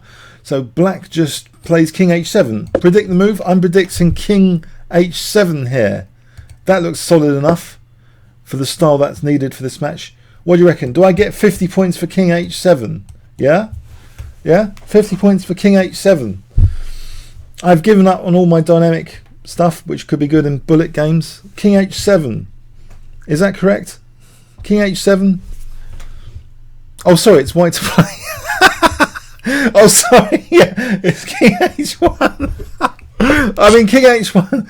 It's white to. Oh, rook e6 has been played. Oh, rook e6. Okay, what's going on here?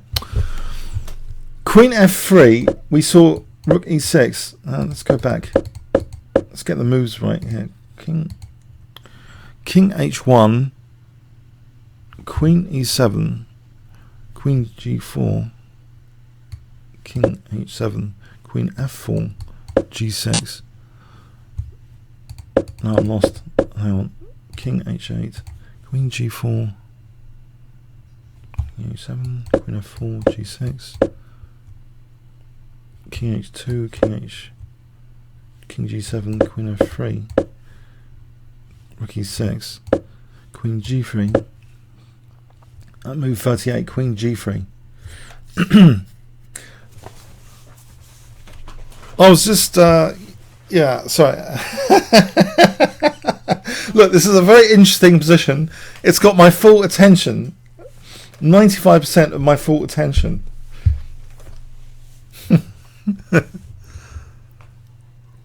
So we're targeting now d6. Look at that. Isn't that wonderfully targeting d6? So who says this game hasn't taken an exciting turn? White is eyeing the d6 pawn here and offering e4. So if you could observe rook takes e4, we would have, what would we have here on rook takes e4? Blimey.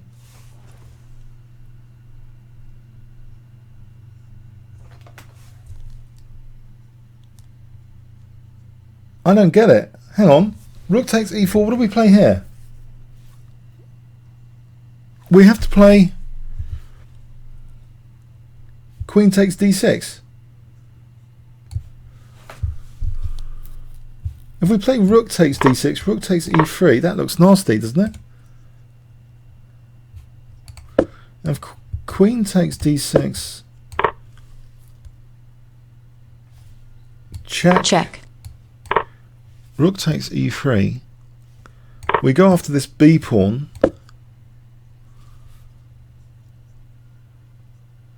And black's a pawn up. And we're going to be here till 7 o'clock because Magnus Carlsen is going to try and grind this to a win. What's going on here?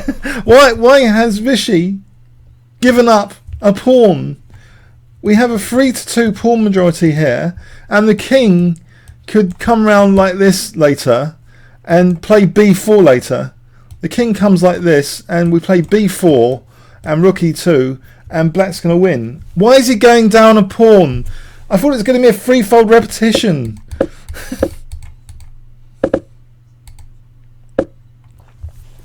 So queen g3, pawn down. This is breaking news.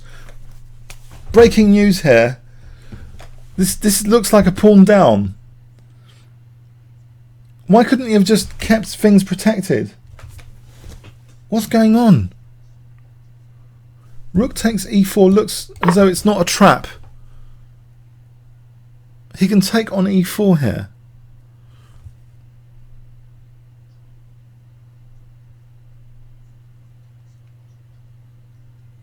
If we played rook takes d6, rook takes e3 is even worse, I think. Because, you know, we can play queen e5 if we want the queens off.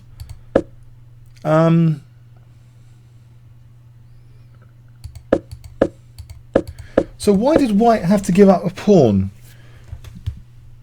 I think, are the relays actually broken and queen g3 wasn't played? Someone's just the relay's broken down. Queen g3 wasn't played, was it? This is a joke. Yeah.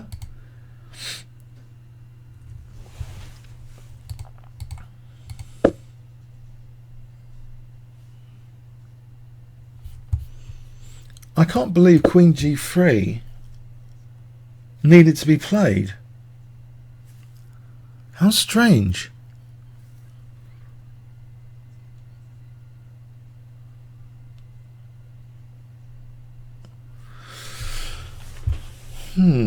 Interesting. So, sorry, queen takes... Sorry, what should we have a look at? Does anyone want to look at any particular line? Should we look at rook takes e4? We'll put this on the board. Rook takes e4. Sorry, I'm not going to scream anymore. Sorry, rook takes e4. So what are we going to do? We're going to go into this rook and pawn. Check. And, I don't know, rook d5 here? Hang on, how did we get that? So, we take with the queen. No, we don't take the queen off. We just take on e3 here.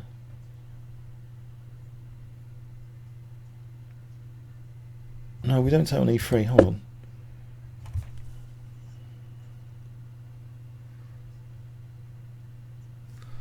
And we take it here.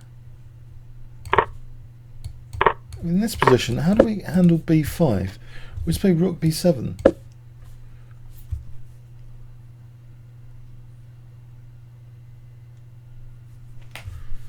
So let's see. Queen takes d6. Queen takes d6.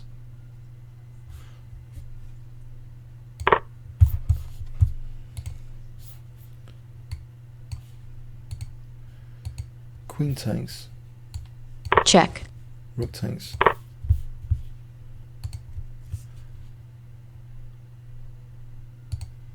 Rook takes e3.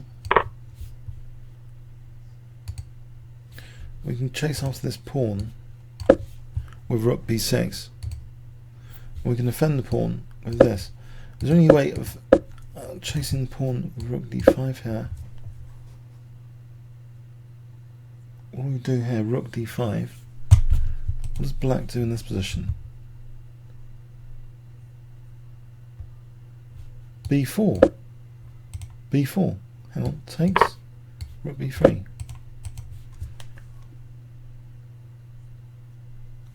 We just play... guys, don't we just play b4 in this position? Is this a miscalculation? Isn't b4 a good move? In all seriousness, in this position, b4 for black.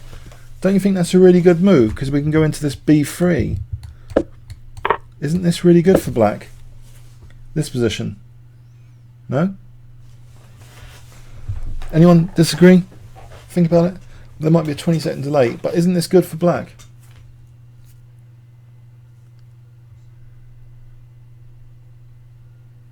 Oh, this hasn't been played. Sorry, has this not been played? I don't know.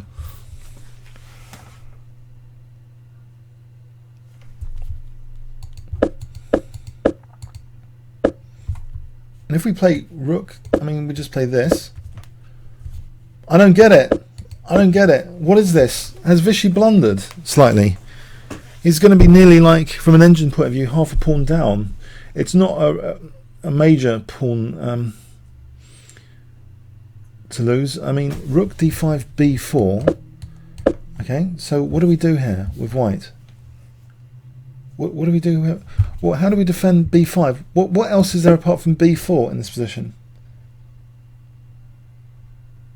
You know, if we play rook e2, we just take here. We're protecting. So I think b4 is the only move. Right, we take rook b3, b5. I don't know. I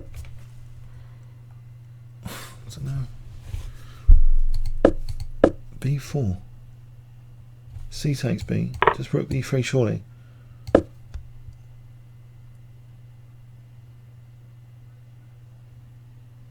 It's better for black. I don't know what this is about. Is Vichy going downhill in this game? It would be terrible if he loses 2 games in a row. It'd be like, it's a short match. It's only 12 games. To lose 2 games in a row would be terrible if he's ground down from this sort of position. Right, so in the game, rook takes e4 has been played. Right, let's go back. So in the actual game, rook takes e4 has been played.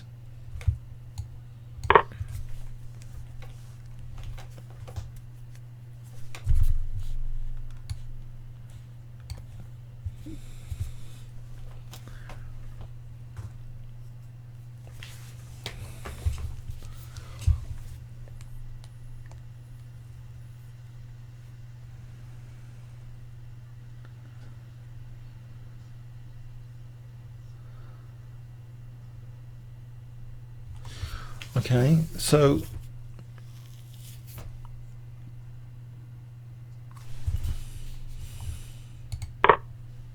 queen takes d6 has been played.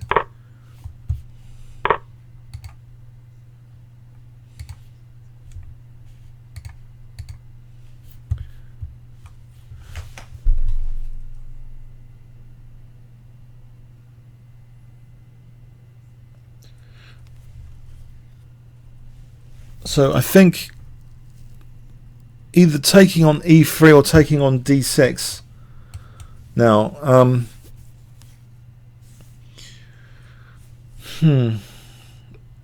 is there much of a difference taking on e3 or taking on d6?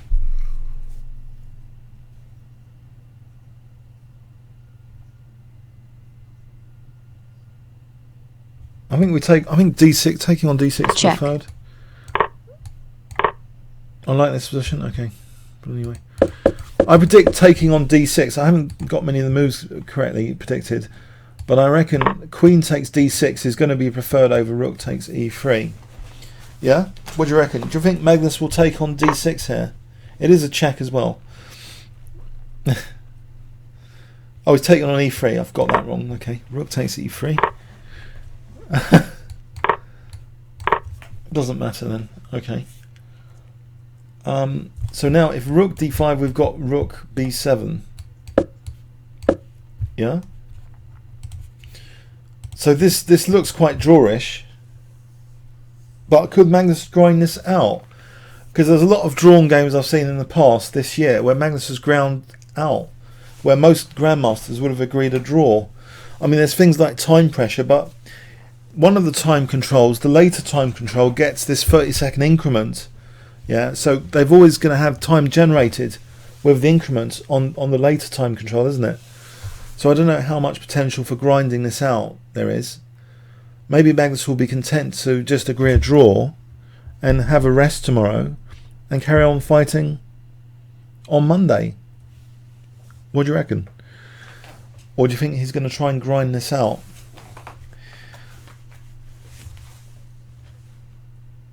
I mean, it looks theoretically drawn. I mean, someone once said, the famous saying is, all rook and pawn endings are drawn, which was an exaggeration. So who said that quotation? Does anyone know? Was it Tarash? No, it wasn't. It must have been Tartakoa, correct? Who said all rook and pawn endings are drawn? Does anyone know? All rook and pawn endings are drawn.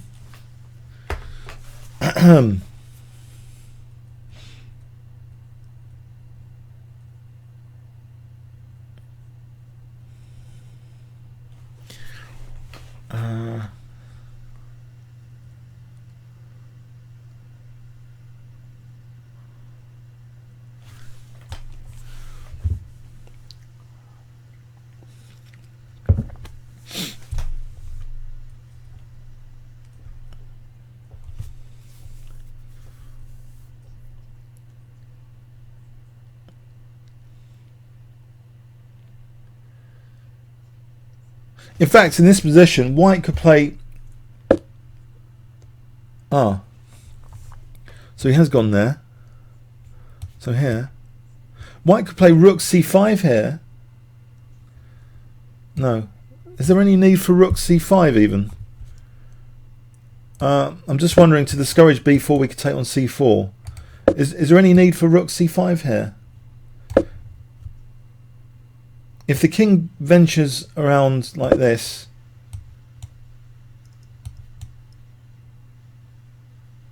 no, we want our rook on d5, don't we? If b4, okay, white's playing. Rook b7 has been played. Now, if it was totally trivially drawn, wouldn't they just agree a draw? I mean, no? If it was totally trivially drawn, theoretically drawn, they'd agree a draw, wouldn't they? Well, Magnus, he's just... he did say he's going to try and win every single game. Maybe that's the style of the match. Even where most GMs would have agreed a draw. Or even club players. Okay.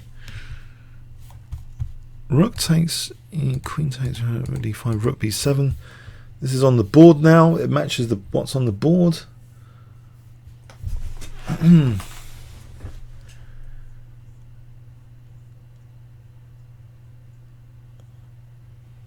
This game is a dead draw. Hey, there's a very interesting article on ChessBase recently called The Nature of Draws. I thought it was very well written. Have you all checked it out, this ChessBase article? I don't know if anyone can find the link for it. It's called The Nature of Draws. Really great article.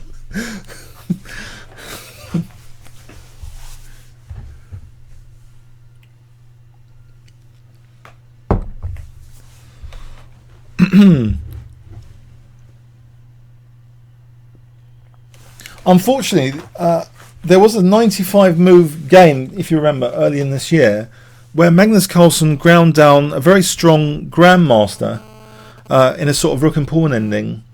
So he has got a reputation of going for long grinds. By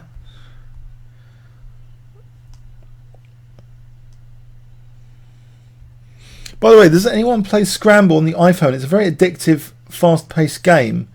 And I think it uses another part of the brain. I find it quite relaxing to play Scramble on the iPhone.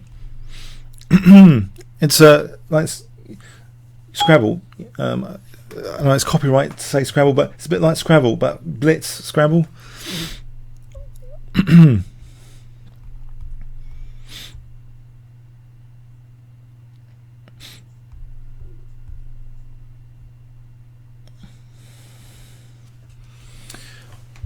Coulson's going to win or at least completely crush Annan psychologically. Sad but true. Mephos writes.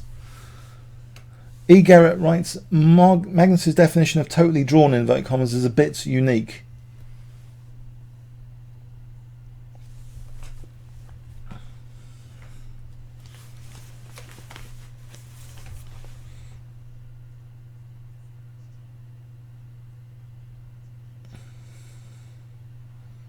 Hi Dylan. If anything, it might be good. Dylan 2009 ist writes, if anything, it might be good to torture Alan a bit to make him to get more energy. Make him give more energy, right? So okay, great. Trust me, when I start commenting on games, they have this rook and pawn ending like this. Just when I experimentally comment on a game, and this is probably going to be like 95 moves long, isn't it, this game? Oh, it's like back to school. Okay, rook and pawn endings. How do we draw this? Hi Roy. Roy is one of the heads of the ICC. Hi Roy, I hope this is okay. I did ask you permission to relay from, this is Examine Board 1 on the excellent internet chess club, chessclub.com. I can't recommend it highly enough. It's a fantastic place. I've been playing a lot of my 5 minutes games.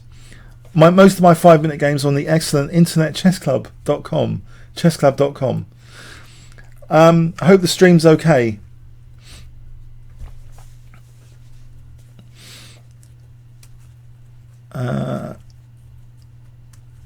So how do you think the match is going, Roy? Do you think it was quite an exciting game yesterday and the two games before?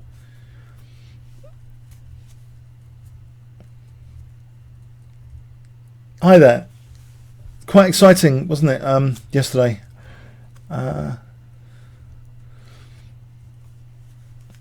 So I've managed to pick one of the dullest games of the match to experimentally comment on. So we've got this dull rook and pawn ending, which unfortunately Magnus could try and grind out. Thanks Roy.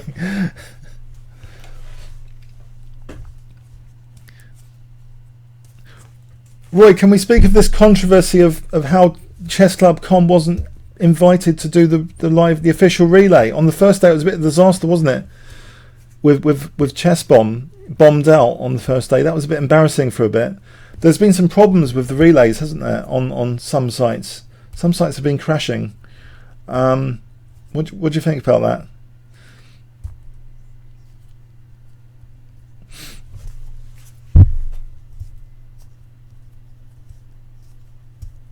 Tough blow for Anand. He seems to be holding. Roy writes, it's been a tough blow, yep. Thanks, Paul. So I've got 2 chess-based articles within a week. I couldn't believe it. I thought they just invite IMs and GMs to write articles, but apparently they even invite Patzers sometimes. But my articles do have embedded videos, so that's one thing going for them. Okay.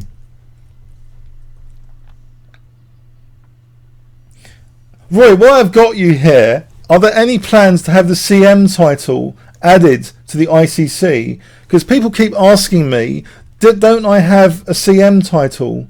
And it's not shown on the ICC. Please can it be shown on the ICC? Please tell me, Roy, in front of my fans here, that the CM thing could be a thing of the future on the ICC. So have kingscrusher bracket CM or something. It took me great determination to get over 2200 back in 1992.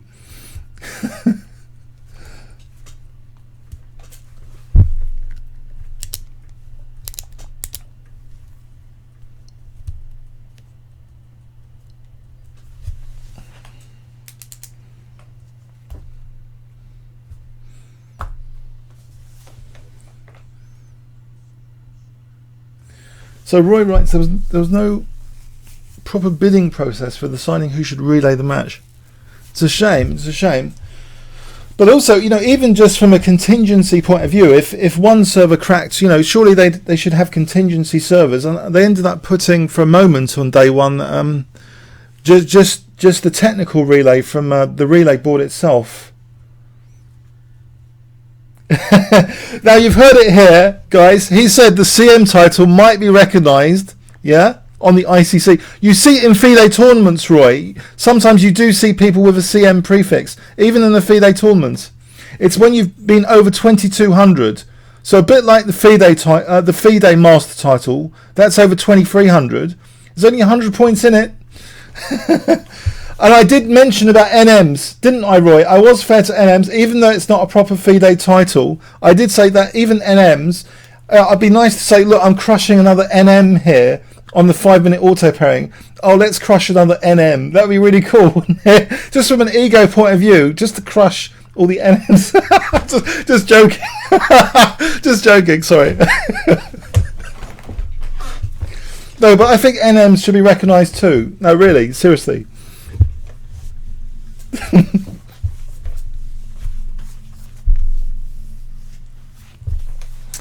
Guys, don't you think the NM title and the CM title should be recognised on the ICC when you're playing on the 5-minute auto pairing?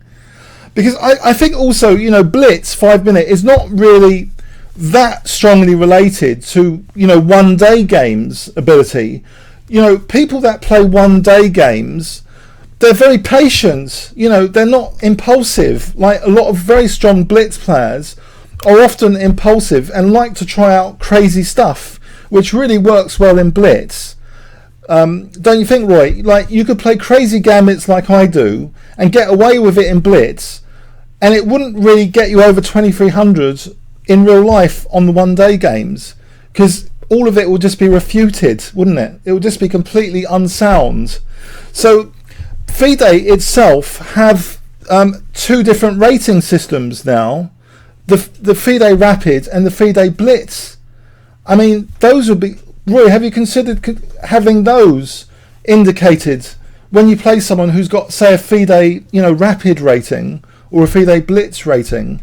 That would be cool as well somewhere. Or even just in their notes, you know, a special section, you know, relevant FIDE Rapid or Blitz rating somewhere.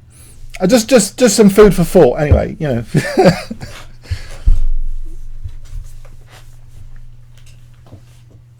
Because I think, you know, if you're playing in a certain context, yeah, you know, the ratings should ideally be related to that context.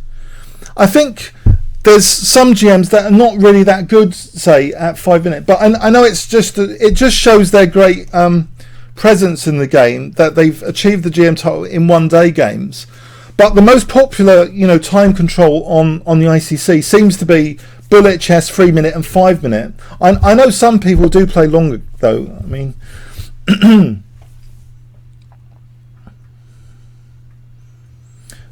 Oscar writes, yes, titles of these show that opponents are strong and regular club players. It helps you lose or win against them. And isn't there the ego thing that if you've beaten a title player, even if it's a CM or an NM, it's sort of a feel-good factor, isn't it? Or even if a GM loses to a CM, it's better than losing to an anonymous player that never did anything on FIDE. You know, if a GM, you know, so I think it's ego all round is improved. This feel good feeling is improved. Even if you win or lose, at least you know, okay, you beat a title player or you lost to a title player. Isn't that better than losing to someone that doesn't seem to have any title or real world thing? I mean, anyone disagree? Anyone got any good counter arguments to that? Oh, Rook D6 has been played. Sorry, missed out the excitement. Rook D6 has been played. Okay, Rook D6. So what on earth does Rook D6 do? It cuts off the king from that F6 square. So the king can't pop out here. So if the king wanted to go this way, it could pop out this way. Right, say king F8. We want to get the king out. Couldn't we go... No, we can't go after that. What would we do here? What do we do about king e7? Magnus is going to grind this out. How do we defend this position? Panic! Sorry, how do we defend this position? The king comes out. We can't go chasing the pawn, Check. can we? We just play h5 and this king is coming to here and we play b4. We take. We play rook b3. We win this and this queens. Yeah? What do we do here? King f8.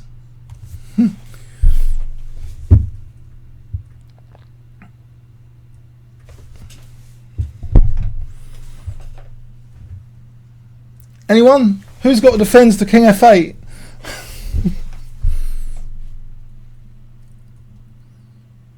Maybe we just put the rook on d4. Actually, we just perch the rook on d4. Like a happy parrot, perched on d4, yeah? So, okay, so say we just do a waiting move, king g3, king e7. We just play rook d4 here. So we stop b4 as well. And we cut the king. We're just content to cut the king like this. So how can black win this? Surely this is just a draw. This position here. What's going on here? Oh, rook here. Oh dear. Rook b6 to d6. And we just play rook b6 here. And then we play rook d6. And then we sort of infiltrate here and get to this.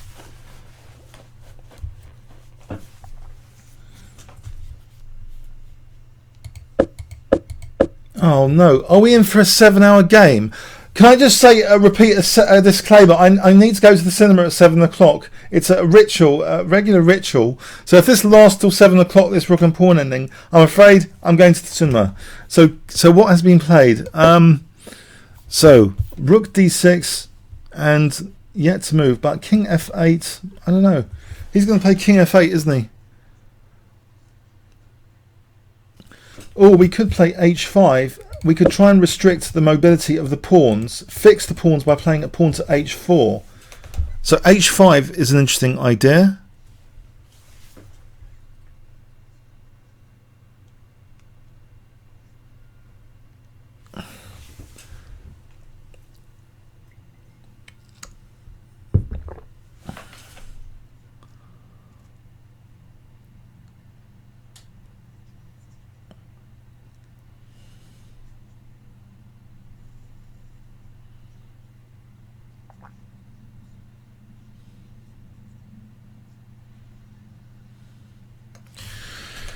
Okay, any questions, queries, any interesting trivia points to share about this position?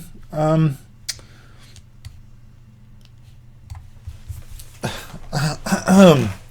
the way, I saw Gravity last weekend in 3D and it was a really fantastic film, and usually I don't sort of comment too much about films I'm seeing during the course of a 3-minute game or a 5-minute game, but I thought I'd mention it here. It's a great film, I think. Sandra Bullock, fantastic film. Only 2 actors, her and Clooney, fantastic. Has anyone seen it? Gravity, great film. I would see it in 3D on the big screen. It's fantastic.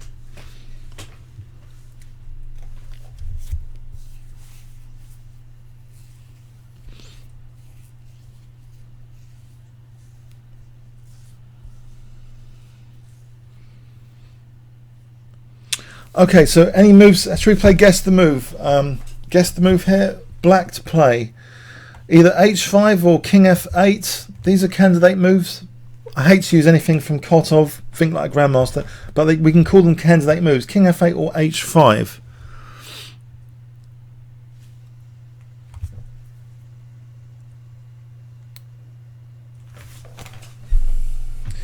Neil deGrasse Tyson said it was not realistic. John C. writes, not realistic. It seems really quite scary. I don't know.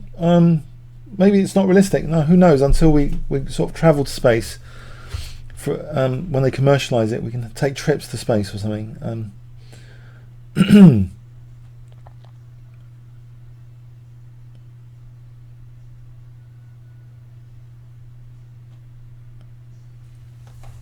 B4. Someone's mentioned B4.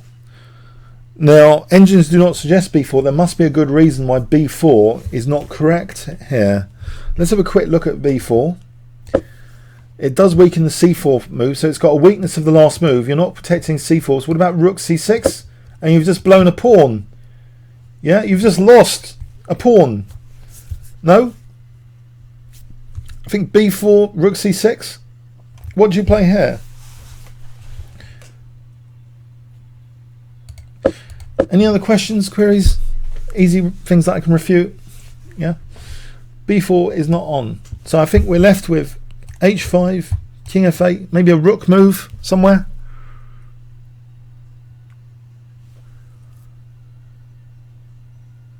F6, F5. F6 we can move King F7, King E8, King E7, King F7, King E7. Intriguing. Yes, I love rook and pawn endings. Actually, have I got any books in my vast library of chess books here? Shall I find a rook and pawn ending book and start reading you interesting quotations for rook and pawn endings? A bit like Vogue on poetry, perhaps. So, rook and pawn endings. Hold on a sec. Capablanca's 100 Best Games might have some rook and pawn endings. Hold on.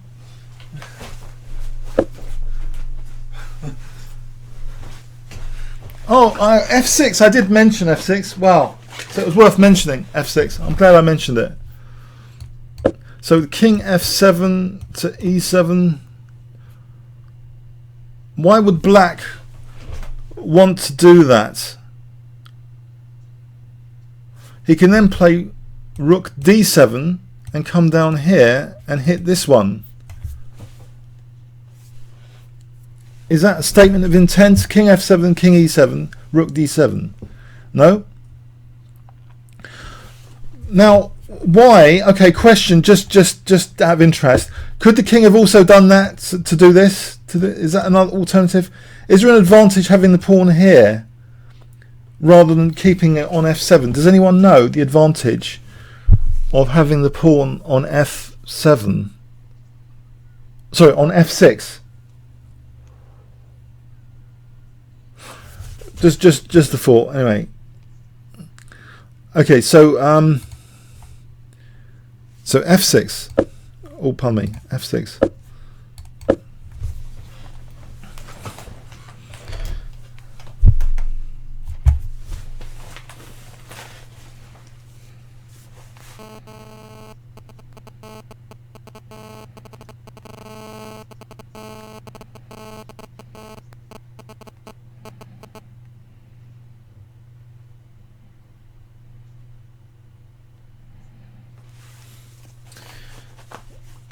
Yes, I was once working for a major investment bank in the city about 13 years ago, and there was this merger, which was kind of a takeover relabeled, and I started Chess World. My brother mentioned about storing game positions in a database, so I started chessworld.net about 13 years ago. It's a correspondence style chess server. I hope you've all tried it. It's www. Obviously, chessworld.net. I hope you've all tried it. I'm playing quite a few of you from YouTube on it. And many thanks especially for those that became full members there, because that's extra pocket money for me. That's great. So chessworld.net, if you want to try correspondence style chess. And you might think, what's the fun in that? Well, you can have multiple positions all going at the same time, lasting for weeks and months on end. So, and you've got an analysis board. So you can do endless analysis if you like analysis. So no, but it's interesting. You can play very, very accurate and quality chess. They say that correspondence chess is much closer to the truth of chess than anything else.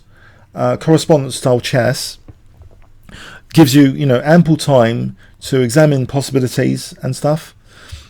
And check it out. Yeah. But also check out, internet. If you want to play blitz chess, the Internet Chess Club, which this relays from, chessclub.com, is a fine server for blitz chess.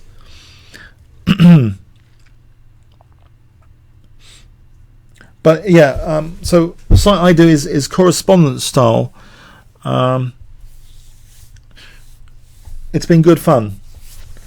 So okay, what football team? I don't support many. Not really avidly into football, actually. But when I watch international games, I like Brazil, the way they play, the coordination of Brazil when there's international football games. I used to tokenly support Tottenham Hotspur. Tottenham. And at some point before that, I was supporting Liverpool just because they were winning everything. And that was terrible, yeah, just to support a team because they were winning everything. But that was when I was about 8 or something. Sounds like Ian Rush or something. Ian Rush.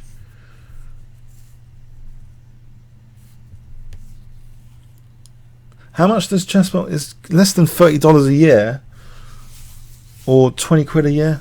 It's not that much for a year. Chessball.net. Yeah, please check it out. Yeah, that'd be cool.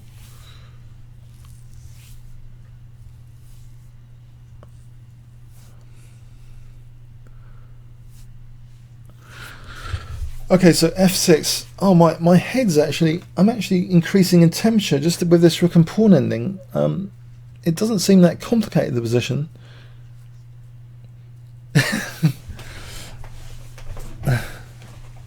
So who plays FIDE rated games? Does anyone actually on YouTube play much FIDE rated tournaments? One day games? Anyone that serious to play one day games?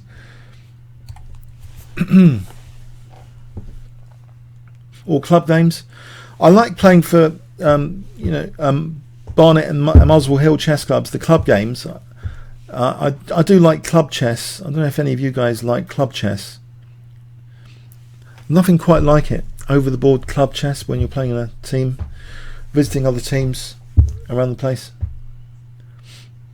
In one match, myself and my good friend Alex, we managed to get defaulted going to Wanstead by train. We had massive delays on the roads, and we just didn't get there in time. We got defaulted. I don't think it counts for rating, though, if you get defaulted. But apart from that, the season's been going okay. I've had one loss on adjudication, and a few wins, which I've video annotated. Maybe I should annotate that loss on adjudication. I was like minus 1.7, but because I had sent it to adjudication, I resigned it because I didn't think they'd come back with anything else apart from a loss for me. I really think they should get rid of adjudication in these leagues. I think adjudication corrupts the over-the-board rating. It's a thing of the past. Susan Polgar was mentioning it the other day as if she seemed to think it was something from the 1990s. We have leagues in the UK which still have adjournments. That is today, 2013. We have leagues in this country, in the UK, that have adjournments. Even the London League apparently has adjournments, but the Hertfordshire League has adjournments. You either adjudicate or you elect to play on later. Leon Stevens. Sorry, I can't pronounce your name. Stevens? Leon Stevens? Eon Stevens? I used to play for Hemel Hempstead.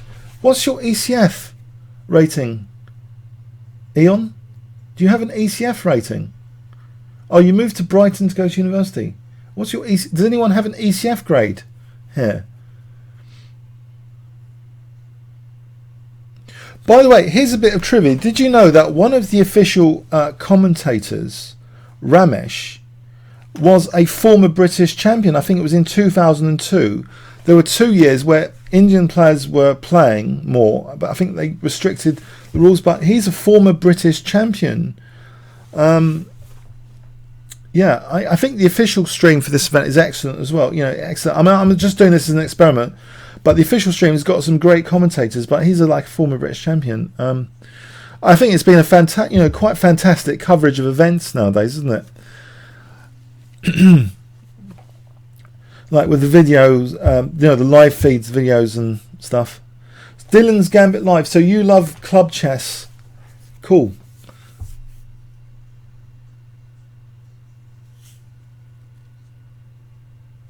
So how was Brighton University? Was it good fun? Did you play chess at Brighton University? Leon Stevens. Lon Stevens? I don't know how to say your first name.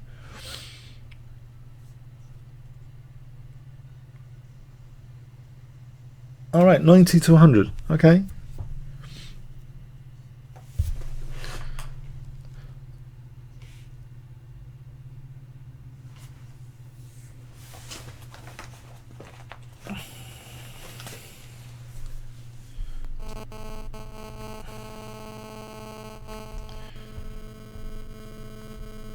Okay, I was going to find the book on rook and pawn endings before that exciting move f6 came on. So shall I try and find that book? Hold on a sec.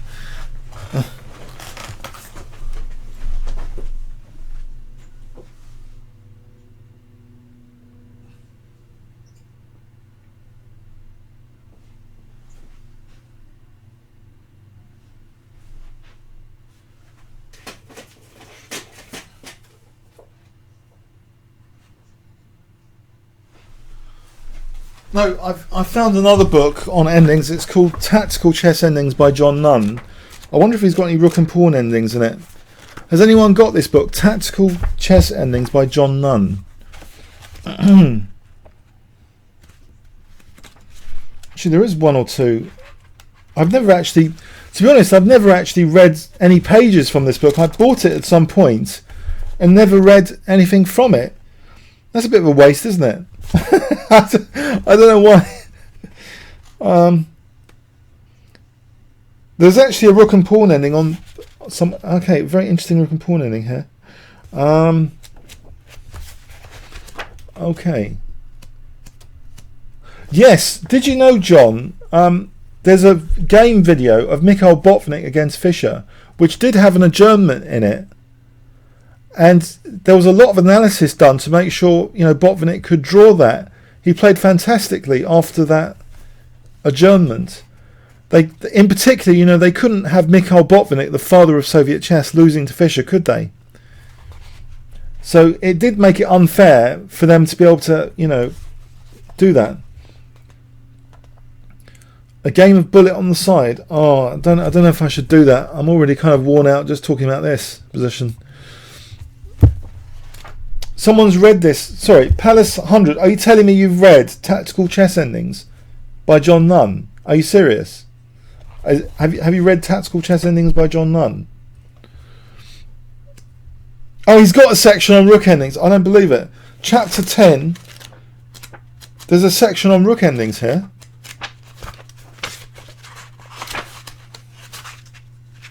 Rook endings are the most common, though, aren't they? Apparently, statistically, most endgames are rook endings.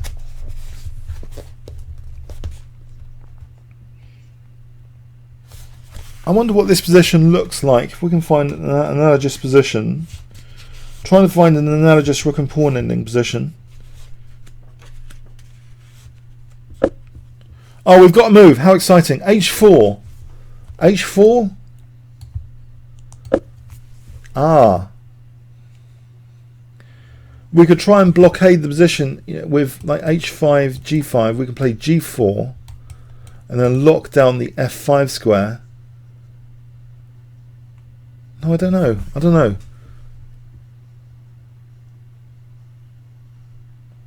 If black doesn't play h5, I think white will play h5. This. We can do this as a pawn sack because that will fragment these pawns. We can now play king g3 to h4. I think black doesn't want that position. Neither does black want this position because g4. We've got a lock here. If king e7.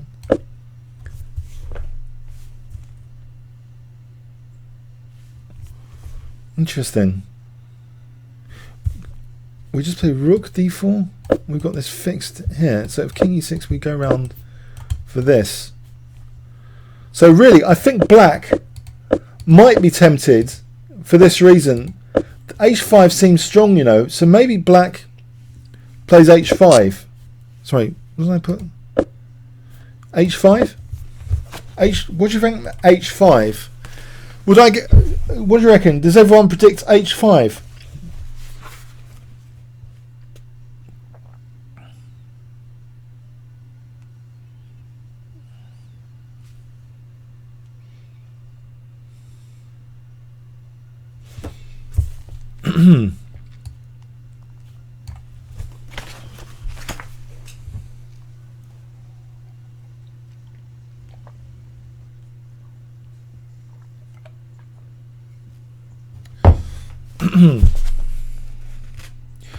I can't find an interestingly analogous rook and pawn ending just yet. Nope. I've just been through the whole section on rook and pawn endings. No, okay.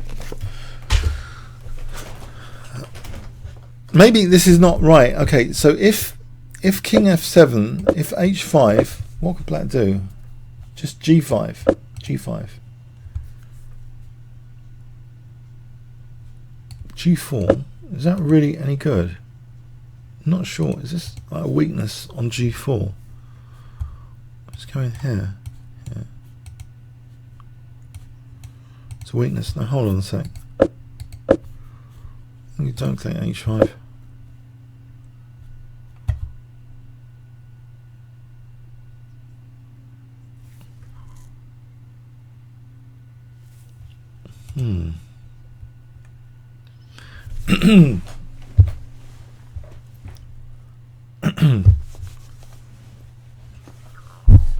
What do we play here for black?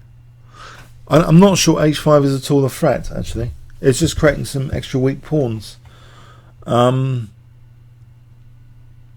think the possible response is just g5, you know, isn't it?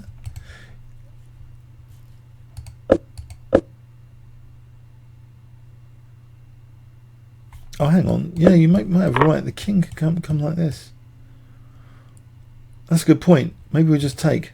This is nonsense, isn't it? So king g3, we just play king g6.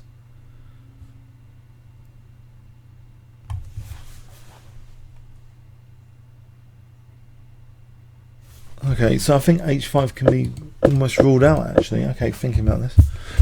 So king f7. What do we play here? Oh, king f7 has been played.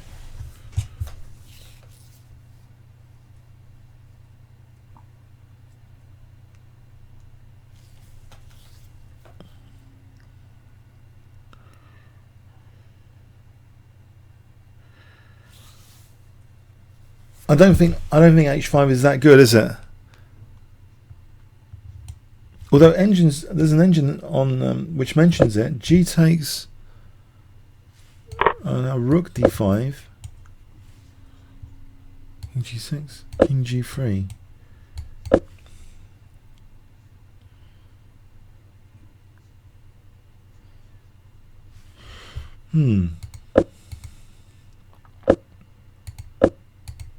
If g5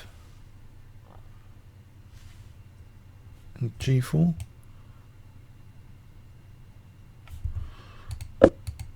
Is h5 possible? What do you reckon about h5 being possible in this position? It's quite likely that h5 might be tried. What do you think about that? h5. It's dynamic, isn't it? It's a pawn sacrifice.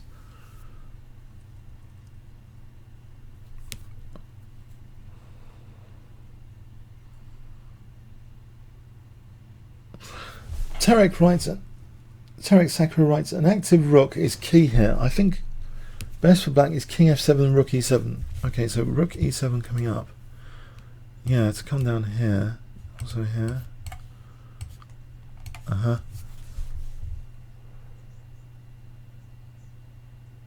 Oh, there's a point to f6, you know, that there's rook e5 here for defending here. Any rook d5, we've got rook e5.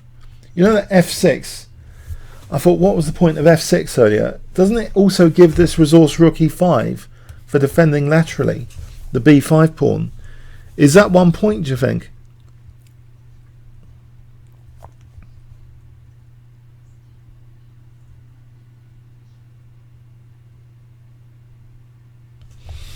Intriguing.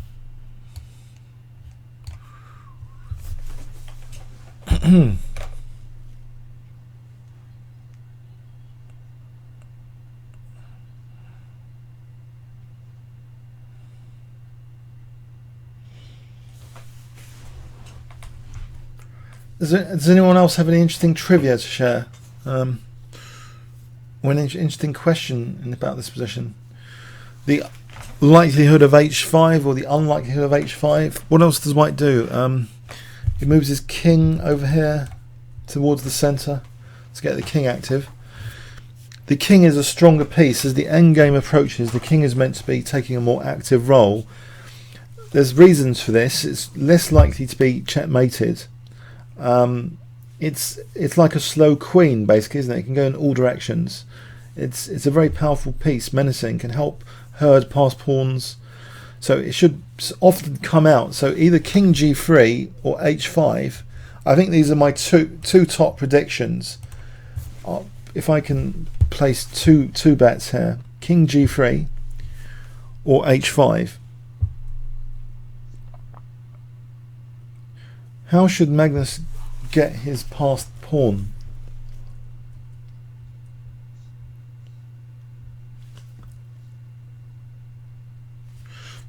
Don't know. This is going to take years, isn't it? Oh man.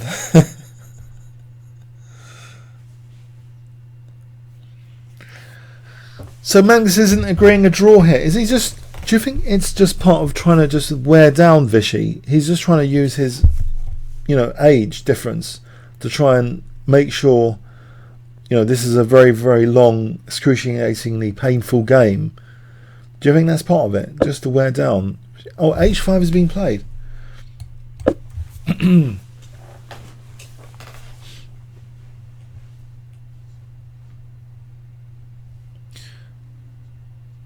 So I think if we don't take the pawn, maybe I don't know, g4 looks interesting.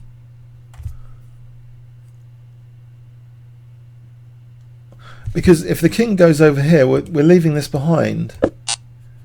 If over here, actually d5. So if we play this, we play this. King e6, rook d8, and then we're going over here.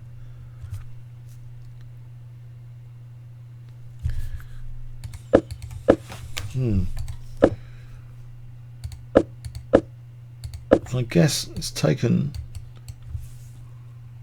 It's taken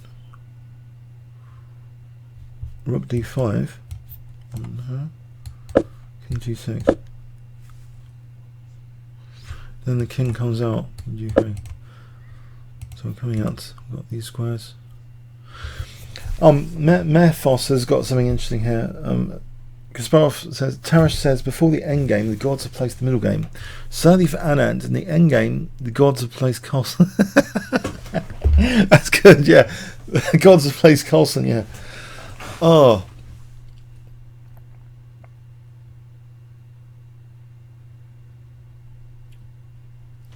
Okay.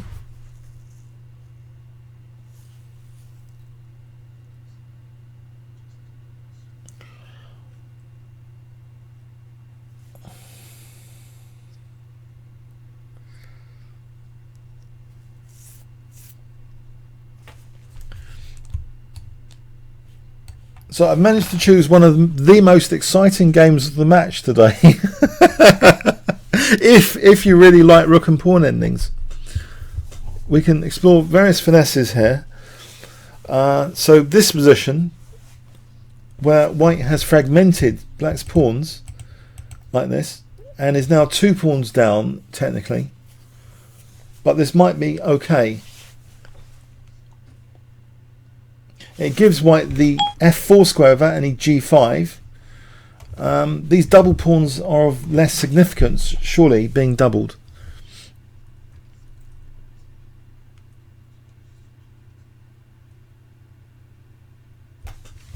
I think any time b4 happens, we attack this pawn with either rook c5 or rook d4. This pawn on c4 is a critical weakness of the last move if ever we play b4.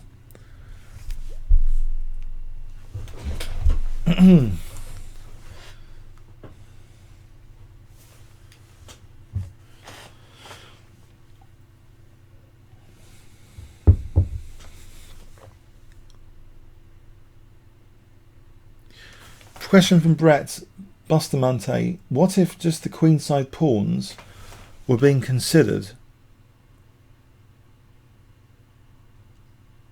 How do we make any progress though with them? The queenside pawns.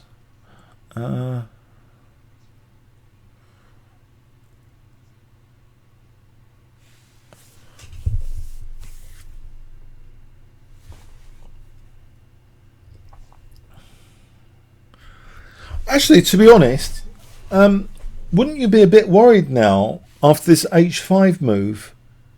Because potentially, isn't it creating some winning chances for white?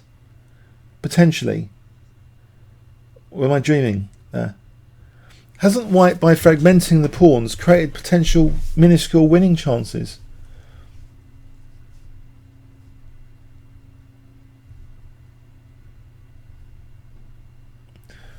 That'd be a terrible blow if Magnus managed to lose a rook and pawn ending, a pawn up. Don't you think psychologically that would be a terrible thing to have happened? Because he's got a very great reputation for his end games, and to lose like a rook and pawn ending and pawn up from earlier, that would be terrible, wouldn't it, for Magnus Carlsen? It's unthinkable, isn't it?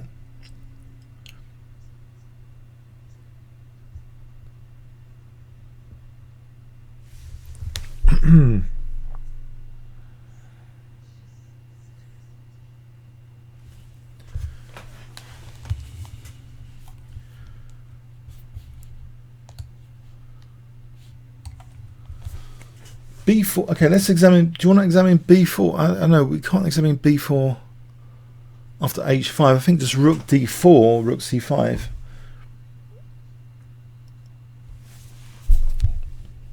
The C4 pawn is just vulnerable. Every time we play B4, C4 is vulnerable. Dill's Gambit Live. What could be better than looking at a drawn rook in endgame? Nothing but minor details and trying to make something of this.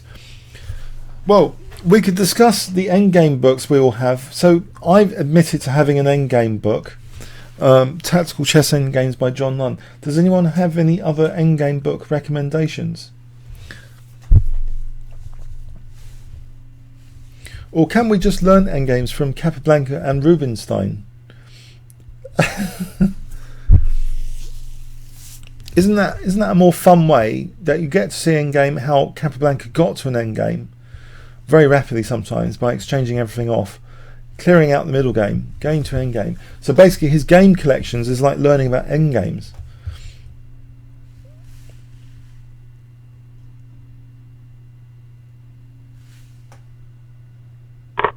G takes H has been played. You heard it here first. We managed to predict that on this amazing stream, high quality stream here. G takes H5. So I think Rook D5 would tie the king down to H5. I think Rook D5 has been played as well. I think Rook D5 might have been played. So we're going to put the king on G6 here. Then we can play King G3. And we've got this F4 square for the king to sit on F4. So King G3. That has been played, so King G3. Predicting moves left, right and centre now. Great. King G3. Someone's got from amateur to iron. Did he have lots of endgames or something? From amateur to iron by Jonathan Hawkins.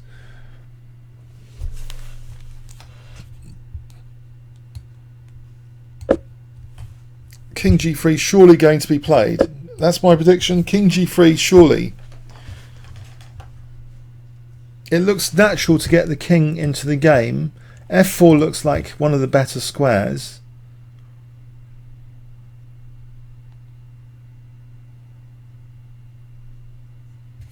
Actually, we've also got here, check, and we reverberate around H5. So that would be securing a draw. Sorry, just an idea. I've just thrown that in. Rook D1 to H. We can't use the D3 square because of that, but we can come round like this to attack H3 frontally, like that. King G3 has been played. So we've got potentially king here, rook here to here, to here, here.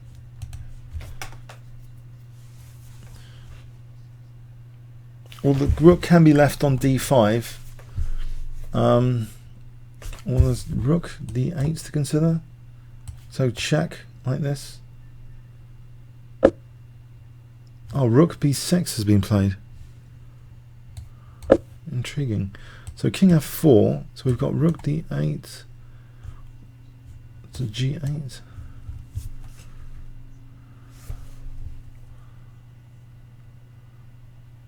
I think king f4 first is a must. Surely king f4 first is a must.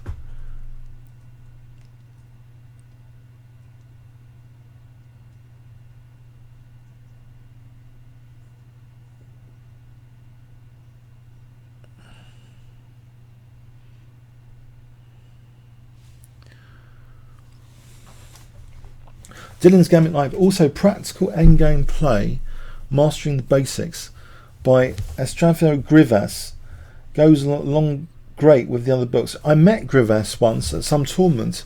He's a Greek grandmaster. Yeah, I met Grivas, had a photo on the old Barnet Chess Club site at some point.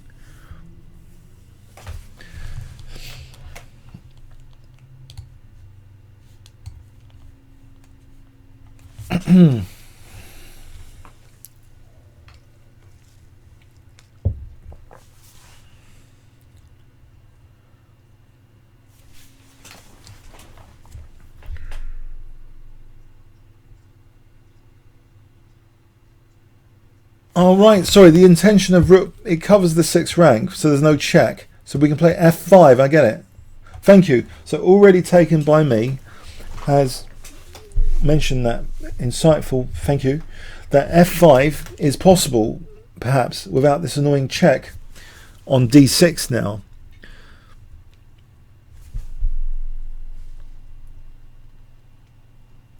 I think the king coming to f4 just seems so natural.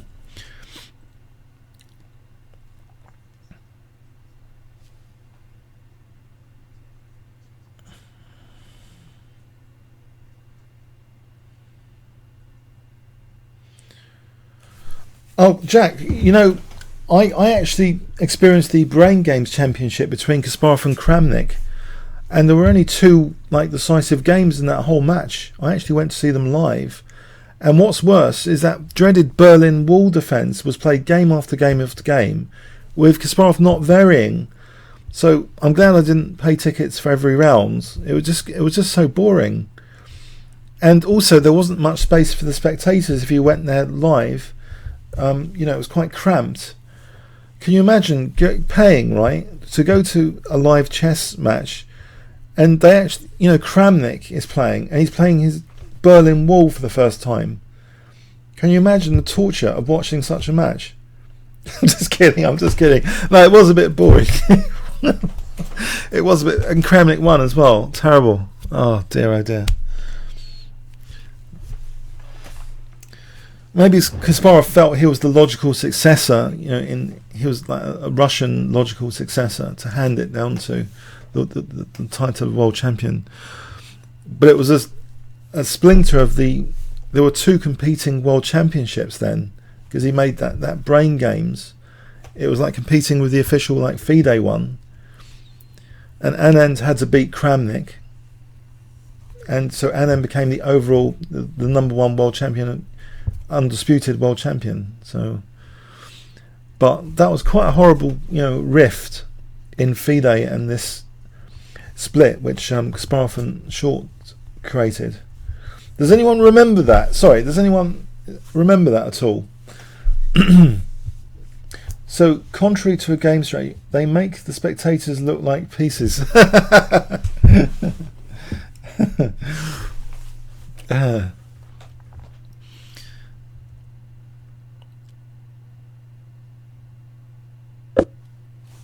Rook c5. Ah, okay. That stops b4 for sure, with the immediate rook takes c4.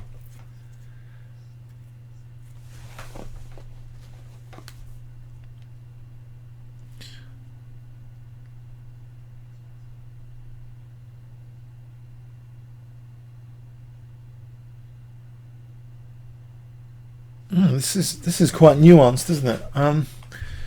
So rook f4, I mean king f4 maybe a lot of us would have played, but actually rook c5 just ties down, makes sure b4 might even still be playable actually, if we took and sacrificed the pawn, some sort of positional sacrifice, because we've got a pawn over here, now king g5, so we can play like this, maybe.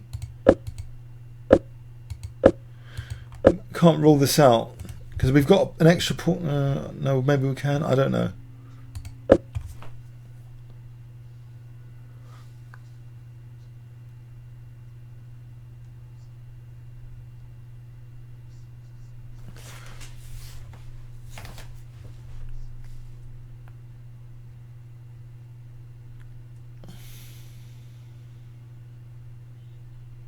Should we have a quick look at that? I know it's a terrible idea to sack a pawn, it seems.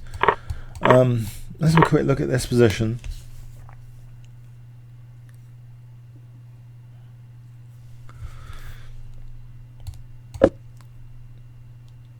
It's kind of tied down to this. So, I don't know, there's like rook b3, h4, I don't know. I think it seems to imply that definitely b4 is ruled out, but sometimes that's the very thing we should be examining because it might be played anyway.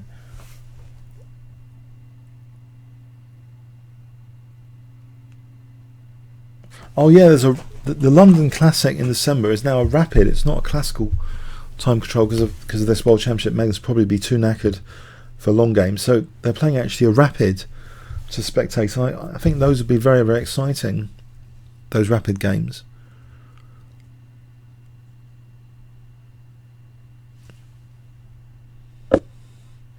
F5 has been played.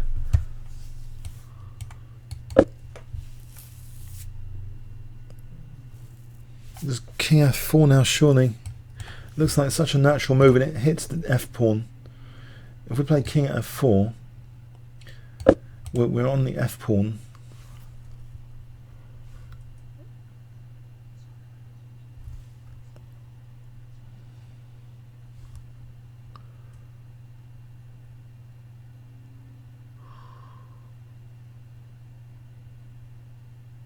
h4.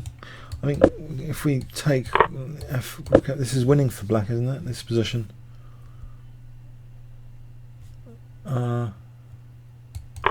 Check.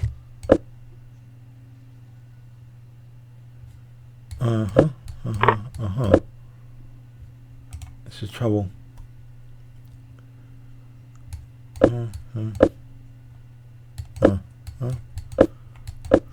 Maybe that's a draw. No, king f3, king h5, and king g3. That wins. That'll be winning for black. Hang on.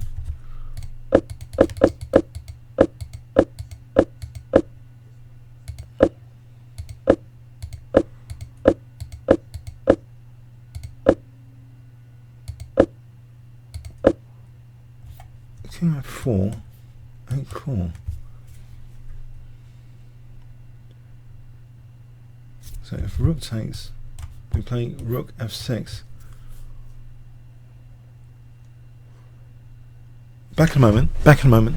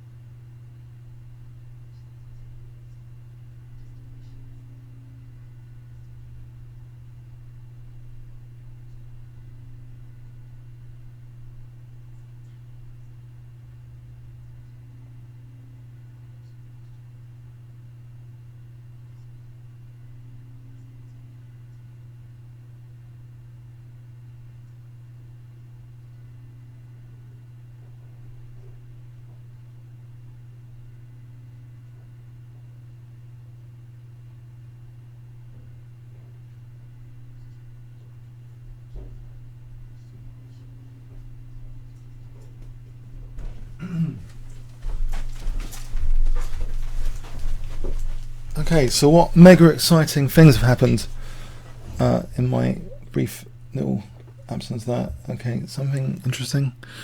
King h4. Hang on, what's going on here? King h4. Who predicted that? They get 50 points. Well done. Whoever predicted that. Who was that? Someone said King h4, I'm pretty sure. Well done to whoever predicted that. Okay, King h4. And we've got another move. Rook e6. Rook e6. Offering b5 now. So if we go takes, check. Check. Here, we get the king up, control these squares. So checking h4.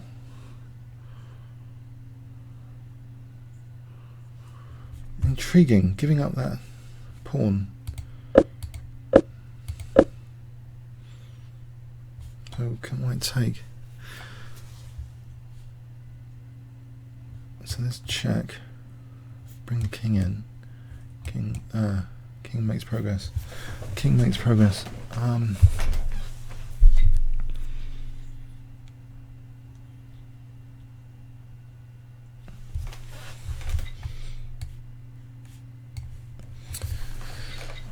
King makes progress. Positional pawn sack from Magnus Carlsen, but he is pawn up already. So he wants to get a more aggressive king with this pawn sacrifice. So offering b5, he's getting his king more aggressive. It was taken, so I guess we're going to have a check. Check. To get the king here, and then king g5. We get more king activity. And you're meant to try and boost generally your king activity in endgames. So the check has been played. So king g3, I guess. King h3 is also possible, I suppose. But then king g5, whatever. So whatever, king h3 or king g3, king g5. Is there some advantage of playing here to here? There's probably some finesse there. We've got a mating there potentially if, well, this pawn's pinned, but you can imagine the pawn on f4 is like mating the white king like that if this rook wasn't there. But there's always going to be a check there. That's not going to happen. If we moved here, there's a difference. We've got the check here and a check here. The check here, the king f3, check here. Intriguing. So this is this a critical decision to go to g3 or h3? It's a critical decision here.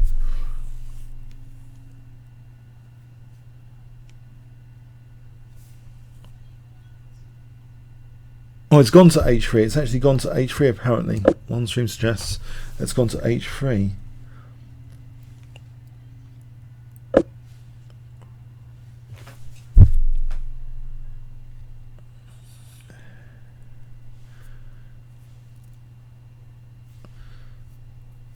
Can we rule out f4? Does it offer this like this check? The king can be checked. Check.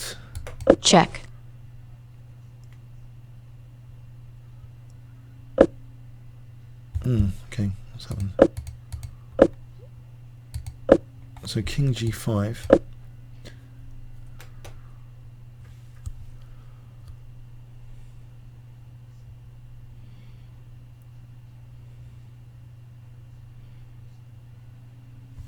So we're going to have this check. What does it do?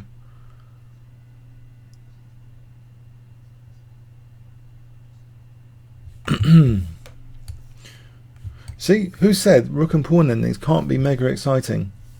Yeah? So, I mean, what's going to happen here? Magnus is really playing for a win. He's done a whole pawn sack to get his king more aggressive, and he doesn't mind the fragmentation, the huge fragmentation of his kingside pawns. In fact, everything he's done seems to be very dynamic, specific, very specific. You know, to this position he had, very, very specific play. So rook b8 Now, there's going to be a check on G8.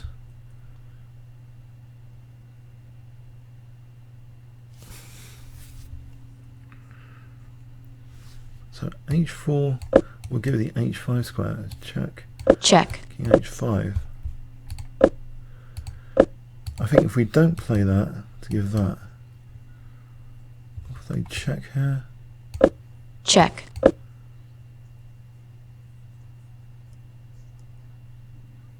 Oh no, King F4.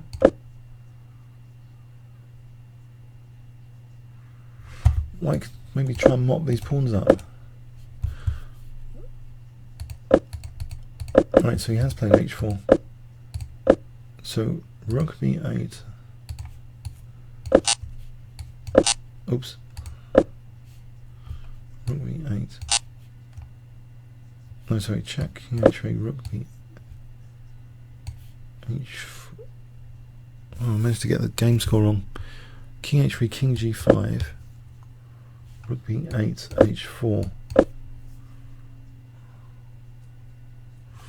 Yeah.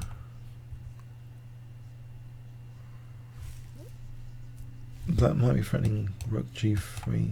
Yeah.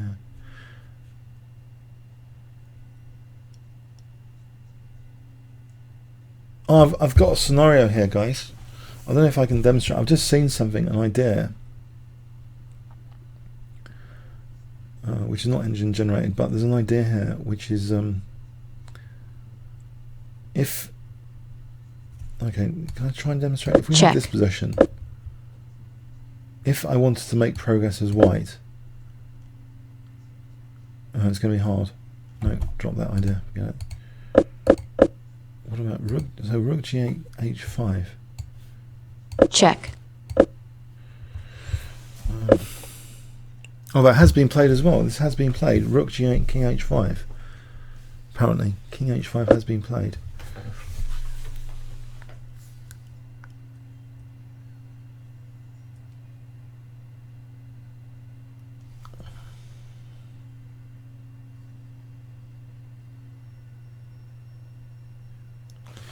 This pawn, we go here, protects that, and we go here to attack this pawn.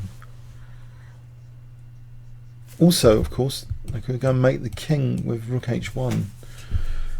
It's a mating net for the king. We're controlling this square. We're controlling this square. We just need the rook to come to H1 to deliver checkmate.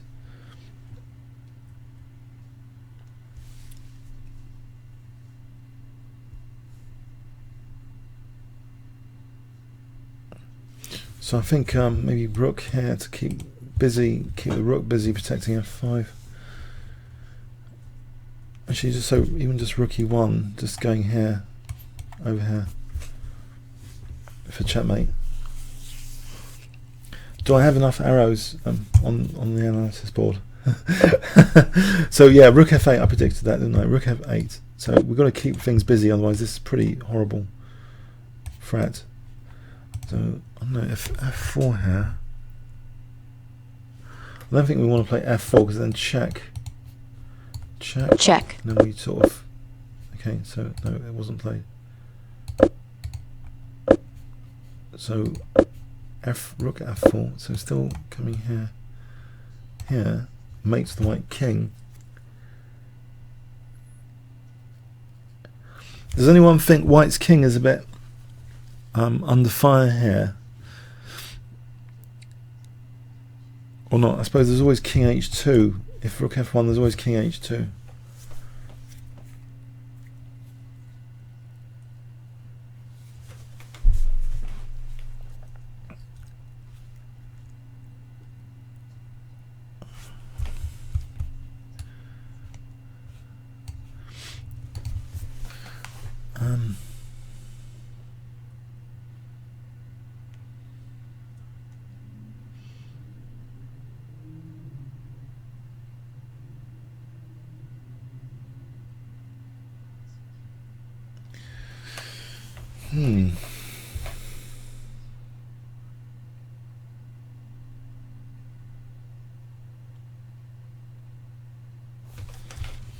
Let's make this board a bit bigger.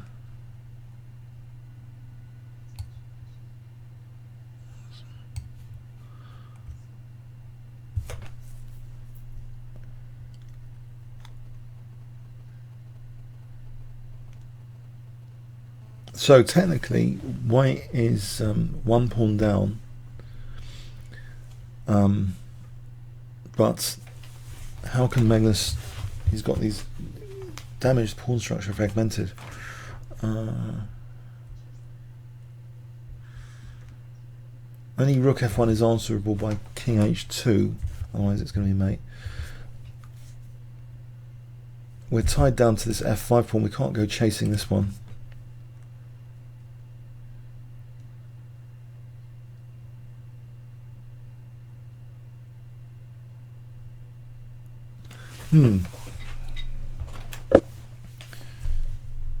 Oh, rook c8.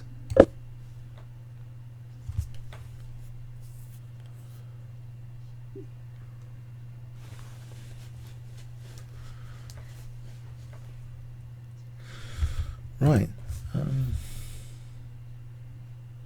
So if rook f1 we just play here, I have to go back for this. We could play this to try and get this pawn here, then check here, then king g4, maybe king g4 there.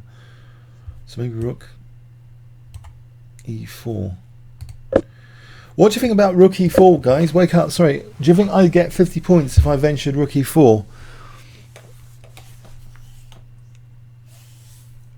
Doesn't rook e4 look good?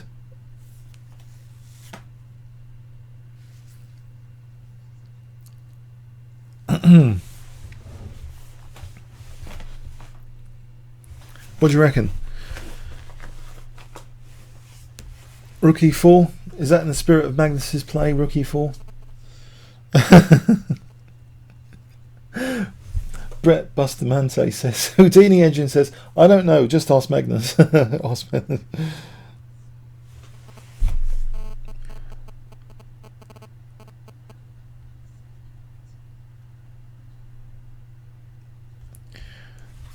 Do you think I should try and invite Paul Georgiou one day, maybe on Monday, for a dual banter here? Or do you reckon it's not needed? What do you reckon to Paul Georgiou? Do you remember him from the dual commentary classic opening videos on the Kingscrusher channel? Paul Georgiou? He's quite good. He's about, you know, he's at least FM strength. He's been winning quite a few tournaments in the UK over the last 20 years. Even though he's not like even an FM, but he's, you know, quite high FIDE rated, you know, approaching 2300, but a very high ECF rating. Maybe I could invite him for one of these games coming up, if there's any interest. If there's no interest, okay, don't matter. Okay.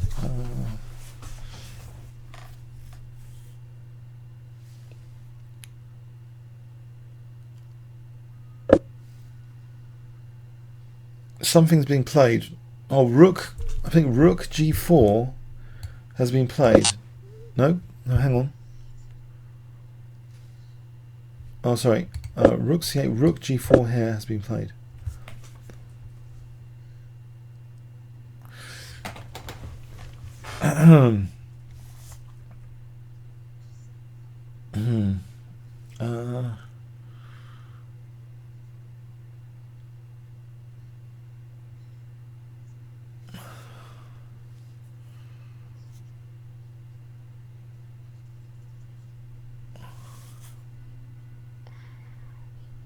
Okay, sorry. Rook g4, yeah. What is the threat here? I don't know what's rook g3 check. Is that useful at all? F4. No, we just lose that c4 pawn. Is white going into a zug zone? What if he just plays rook c5? If he just plays rook c5, doesn't that say, you know, please can we have a draw now? Or check? Yeah, king g4 could be a menace. This could be dangerous, couldn't it? Because we're now threatening, you know, f4, h3, taking. We've got a passer alert coming down the f pawn. If we play h3 to undermine g2, we've got a passed pawn potential. If we get a pawn on f3, it supports also rook g2, and we could collect the b2 pawn. So this could be quite dangerous. Black's king is certainly more active, isn't it, than white's. So maybe Magnus is right in playing on here and playing on forever, because he's got a more active king, would you say? This is pure torture for white. I don't know how many of you would like to play this rook and pawn ending against Magnus Carlsen for hours with your king just stuck there on h2. So the king could get quite aggressive, and there's an undermining operation here available in the form of f4 and h3, taking f3, and we've got rook g2 check. We've got dangerous possibilities emerging, a vista of possibilities that could be unravelled here.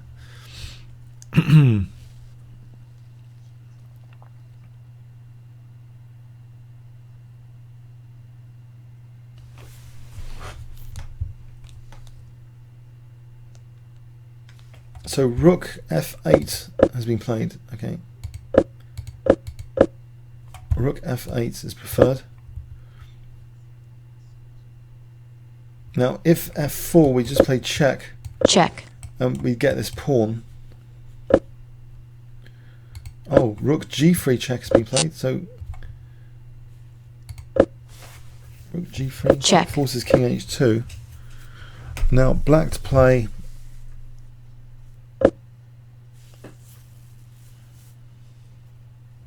Can I play here or here? What if king g5?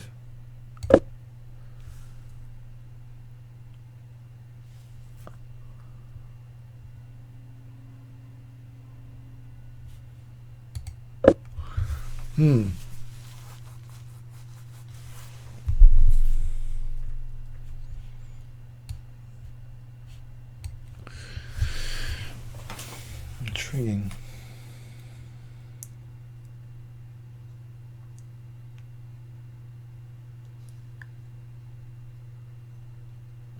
Do you think sometimes chess is like hard work? Do you ever get that feeling? Generally for games. I remember having this long game once against, he's now a British Grandmaster, Aaron Sumscar. He ground me down. He had the 2 rooks against my queen, and the game lasted hours. He ground me down.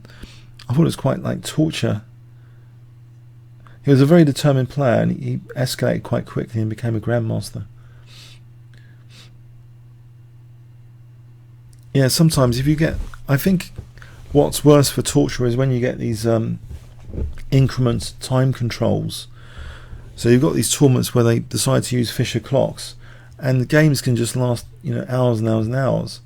In fact, I remember Lawrence Trent in the Gibraltar tournament. There was this Grandmaster which the game lasted well past like 11 p.m. and it was eventually just a draw. And it was like because of this clock increment. And unfortunately, the year I went, it wasn't just an increment of 1 minute, it was an increment of 2 minutes. So every move you played, you get an extra like 2 minutes. I mean, so the games could be, lasting till midnight and beyond. I guess that was free entertainment for people in the hotel that was staying there, because they could watch. There were these screens arranged everywhere in the venue, so you could watch these games that had been played like at midnight because of the Fischer clock. So I don't know. What do you think about the Fischer clocks? They support sadists, the Fischer clocks, or something. Oh, sorry. Anyway, so back to the game. King g5 apparently has been played.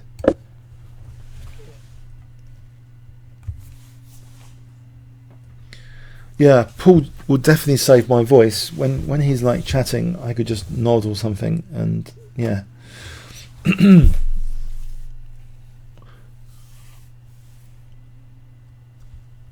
So rook g8 check. Check. Has been played. So we can either go here, or we can go here, or even we could consider retreating, maybe king, and give up this pawn. Let's consider this. Let's prioritize this one.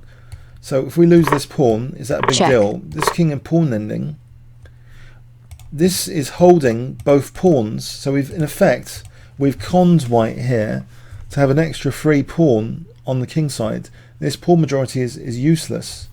So king g5 here, we're doing well, aren't we, with black? It's not really equal here. I think black's better still, because this pawn's doing a wonderful job against these two. Any b4, we just take en passant. So we've got our pawns here. So even king f6 might actually be an idea in this position. It's possible, king f6. And the king could maybe come like this over here, visit this b2. Ah, king f4 was played. Okay. In fact, it's a more direct route, isn't it? Just we can come like this over here. Or we could even come like this if the rook's there. So what's going on here? Oh, white has to play. There's an only move situation, guys. I think, according to engines, there's one move which can guarantee virtual equality, which is rook c8. Now, if rook c8 isn't played, this is very, very critical now. Apparently, if say rook d8, we play king, the king is getting too aggressive, maybe. So for some reason, our engine friends think rook c8 can maintain equality, but anything else might lose potentially. Do you think I'm exaggerating? Is that what your engines are saying? If anyone's got any engines wrong, it seems that rook c8 is mandatory here.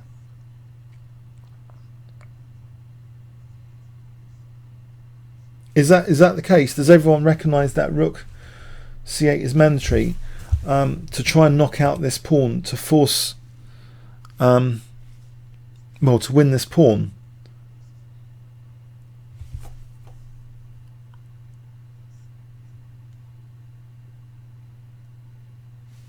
Because this king's coming in aggressively to e3 now.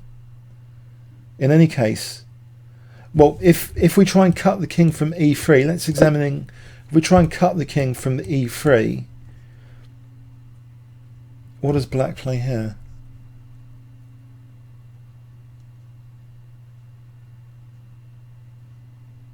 Maybe just rook e3. We've got rook e3, and then we come to e2 and we hit, and we threaten all sorts of things. It might go downhill if rook c8 is not played.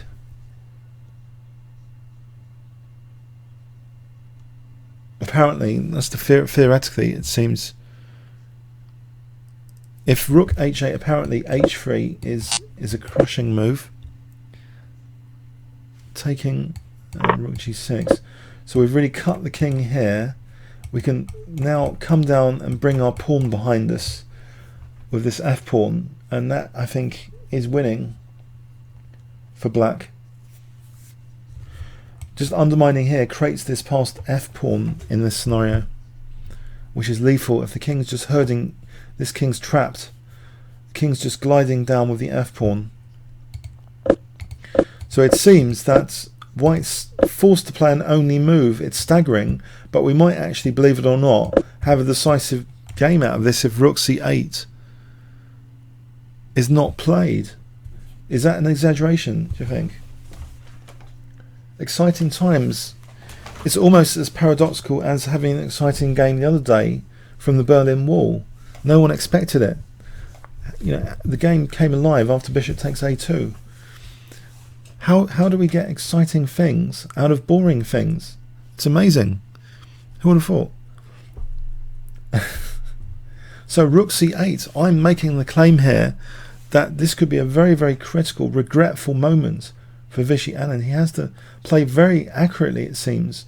Let's see how accurately exactly with rook c8 and the follow-up. If rook c8, king e3, we win this pawn, and what does black do now? We can play f4, b4, h3 takes. We've got this pawn here. We move the rook to be able to move the pawn somewhere.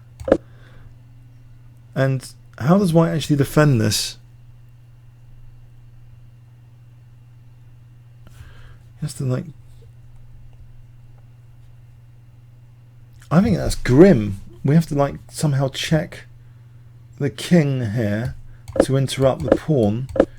It's pretty grim. I mean, I don't know. Oh.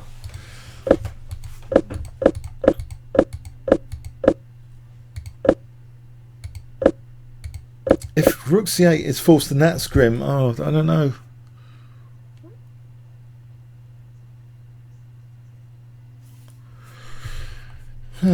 This is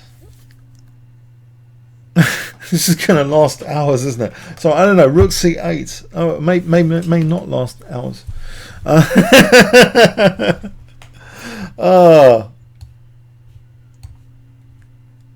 Yeah, this is a new dimension to playing endgames, isn't it? But you know, one of the things that at some points, when I was playing all those 5-minute games, 5-minute is without increment, and a few people seem to say that my endgames weren't good, but I think endgames can be really complicated and unique. And how can you like play endgames properly in 5-minute? I don't think the idea that you kind of learn endgames is entirely true. I think they do require a lot of work and time to see, the detailed, specific finesses of the position. Would anyone agree with that? That you can learn some template ideas, but you've still got to put in a lot of work, at the board to play them accurately, like any other type of position that you might face. What do you think about that? I think Magnus is showing that this endgame has got a lot of dynamic, potential to it.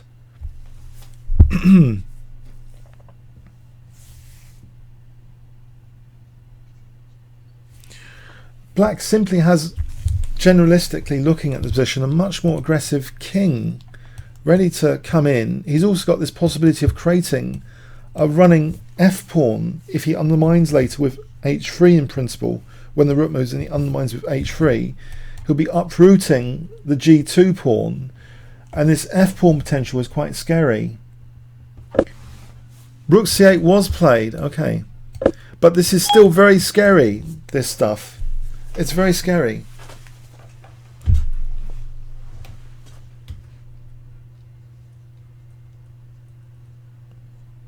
King e3 was played.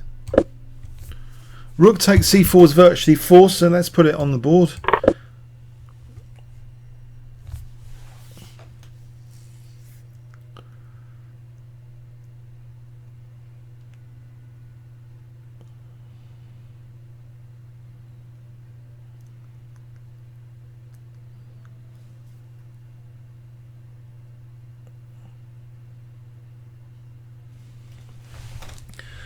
So we're now equal on material, equal on pawns, and in fact white's structure is better. Black has the double pawns, but the king is magnificent, using the magnificent Magnus king here.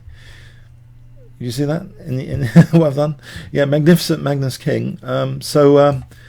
Potentially coming to e3, or has it already? Yeah, it has come to e3. So it's coming to f2 next, maybe. Or no, hold on. Sorry, f4. Hell on, let's f. No, if it comes to f2, that's a disaster. Just check. Sorry, what am I talking about? Just it can't come to f2. Check here. Check. First.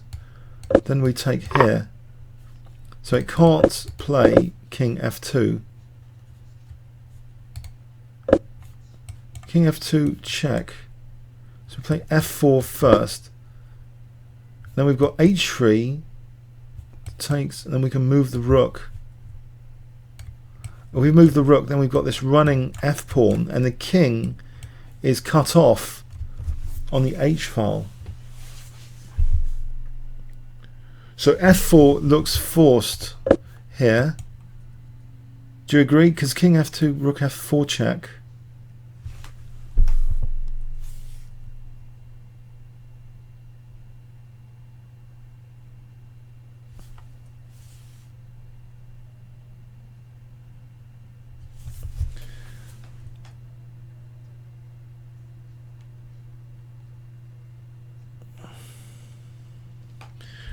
Rook takes c4 hasn't been played yet. I think this is another only move to take. In theory, I think we'll find from a theoretical perspective, this is an only move. If we have a look briefly at other alternatives, if this hasn't been played yet, let's have a quick look. The king is coming menacingly to f2 to visit the g2 pawn. So if we play something like check, king f2 Check. is horrible, isn't it? Alright, so we've got moves on the board. So we've got rook takes c4 and then f4 has been played. Okay, so f4, you saw it here first. I mentioned f4, thankfully. So f4 has been played.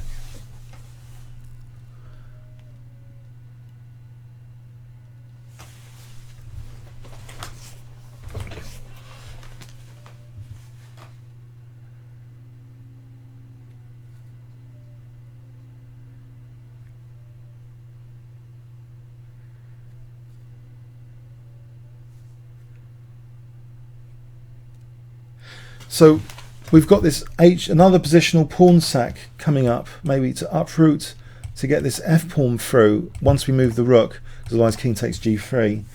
So the idea of playing h3,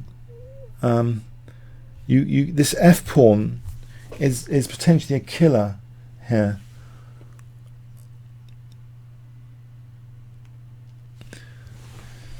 White maybe have to start moving this pawn to threaten to queen.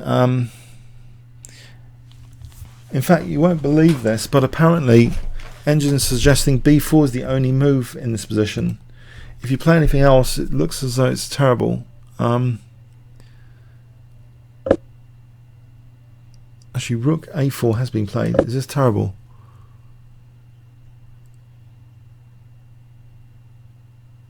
Maybe it's good not to trust Engines in this, because this might be approaching some sort of theoretical position. So h3 is not apparently that dangerous here. If we take and play rook g6, what's the point of the rook on a4 here? King f3 or f3? Hang on a sec. If f4 rook,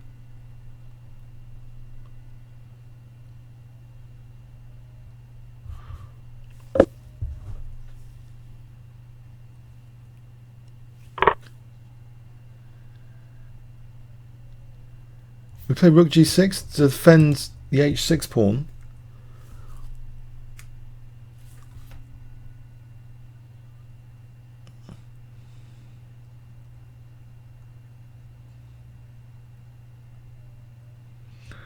Because otherwise f3 we just take the rook.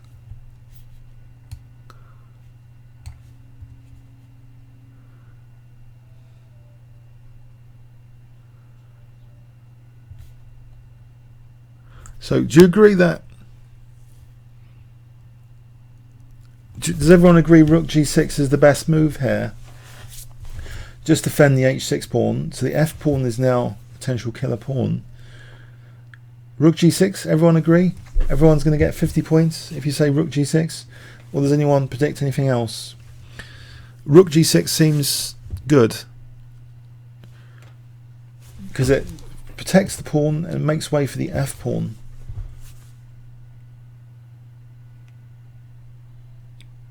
Agreed?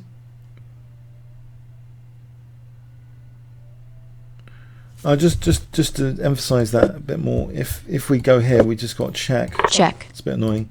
We're losing the rook in the game. So I think rook g6 here has to be played.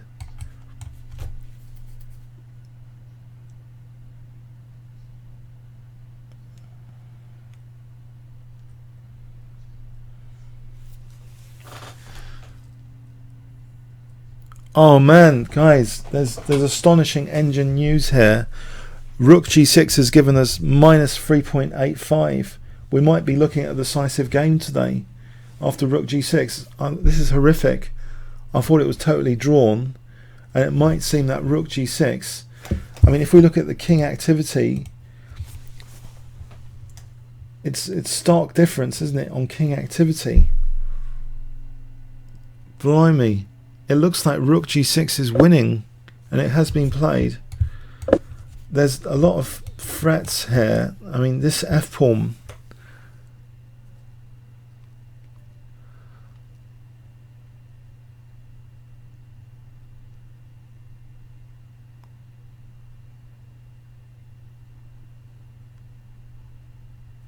Nope, maybe it's okay. Maybe rook a8 is tenable. Have we got enough checks here? I don't know. F3, we play check. Check.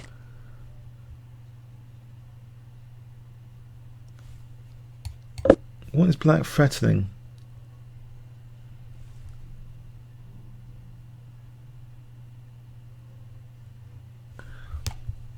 Maybe check and come over here and take this guy. Okay.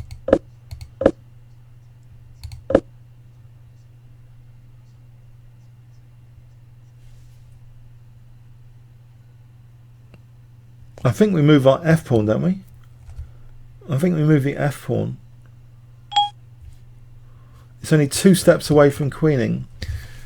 Isn't there a famous quotation, pawns are meant to be pushed or something? Passed pawns are meant to be pushed.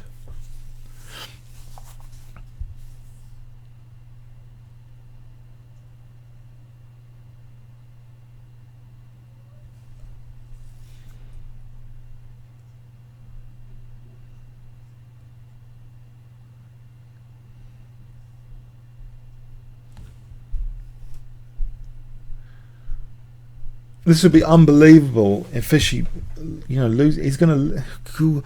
It's unthinkable, isn't it, that he lost this position, this rook and pawn ending, isn't it? Magnus is doing what he did in tournaments. He sometimes ground out wins from what seems to be drawing endgames.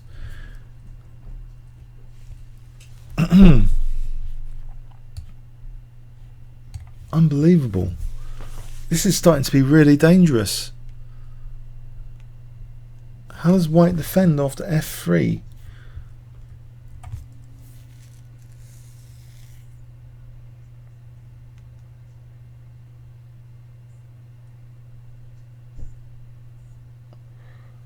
This game is lost. I mean, sorry, John C says, oh, this game is lost. What does white do? I mean, these pawns are a long way away from getting up there. This pawn's only 2 steps away, 3 steps. Let's look concretely, shall we? Rook a8. Let's go into this rook a8. f3. We play a check, maybe. Check. Could be annoying. We try and keep the king cut off. So we have this position.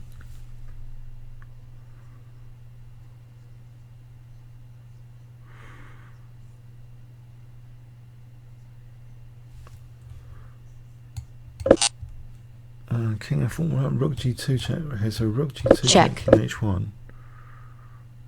And put the king here.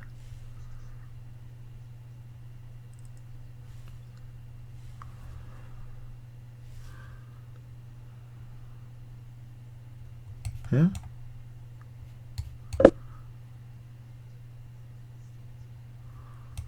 We can go like this and check, and then f2.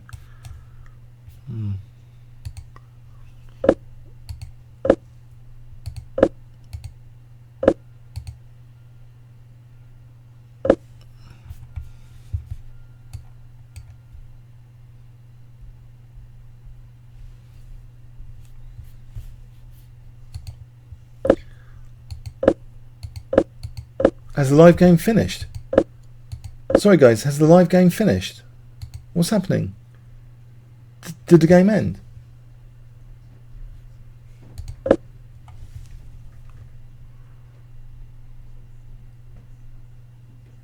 No, we're still playing, aren't we?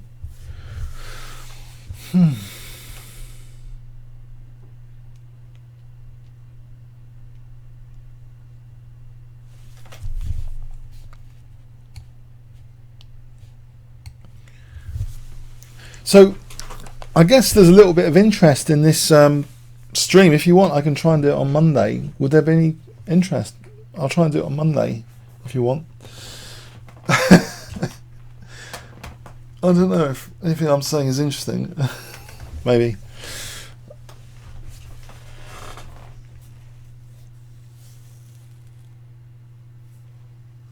Yeah, the official streams are good. They're good. I mean, I think the advantage of this, maybe we can ask specific questions between us, and so that's interesting as well.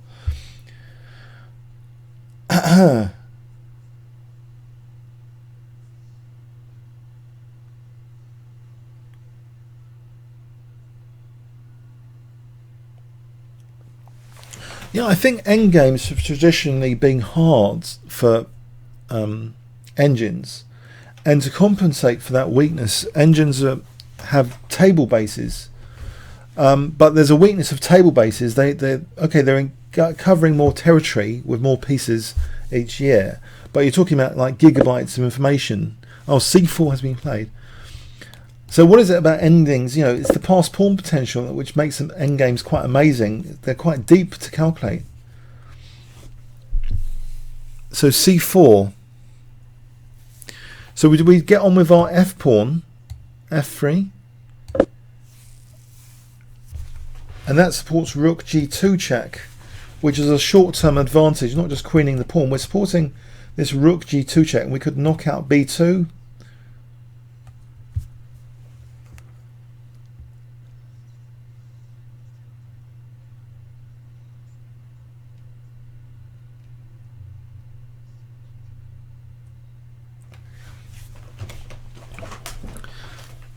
I must admit, I was tempted in earlier rounds to start a stream, but I think on the second game I had a headache that morning. I just couldn't bear the thought of doing any commentary with a headache.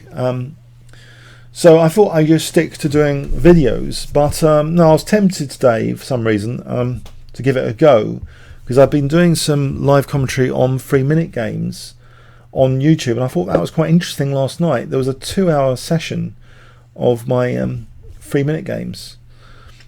And that was an incredibly hard session. It seemed like endless IMs and GMs at one point. And if they weren't IMs and GMs, they were playing incredibly accurate on even 3-minute on the ICC. So the ICC's got one of the toughest auto pairing systems going, I think, if you want to play IMs and GMs, by far. You know. Oh, Rook A3's been played. Check. So King. Where does the king want to go? Surely to visit the other king, we have the opposition. If we go here, what we're threatening, check, we bring the king down, king F1, we unleash here. No, hang on, this pawn.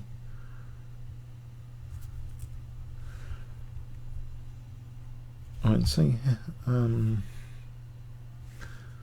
So we left the rook here. Let's imagine we leave the rook eyeing F3 as an example. Okay, let's go with check. King H1.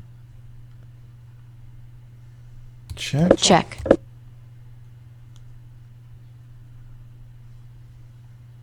Okay. Okay. King here for this.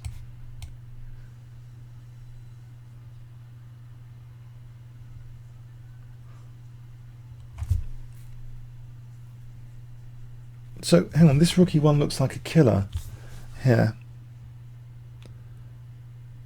Sorry, the board. Okay, what's happened on the board? Let's go back to the board. Check. Okay, we've got that check. So I'm saying king F2 is likely, isn't it? And we want to keep eyeing this pawn, because otherwise, I'm thinking, look, if the rook goes over here, then check. Check. We've got king F1 without the F pawn attacked laterally, and this is a bit too late, isn't it? Because rook G3, then I don't know, we get this comfortable position. No, we want to drag that pawn. Yeah, let's think about that again.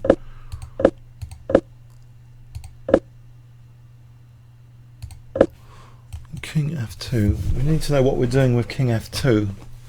What are we doing with king F2?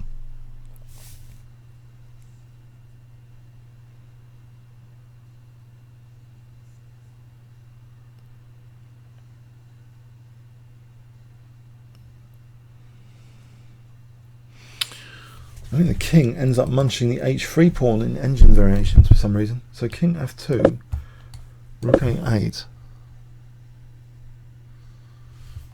check, king Check. h1,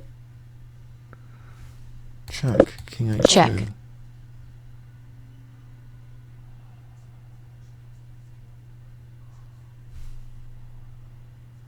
Now hang on. Check. We go to this position where we've got h3 under fire, so we take Check. here. And we get this ending Check. scenario.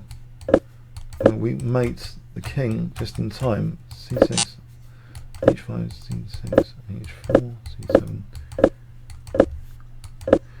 Checkmate. So this is a likely scenario. Just kidding. That's quite funny, isn't it? Oh dear, oh dear. So we can just win the h3 pawn as a plan. The king can come and crawl to win this h3 pawn.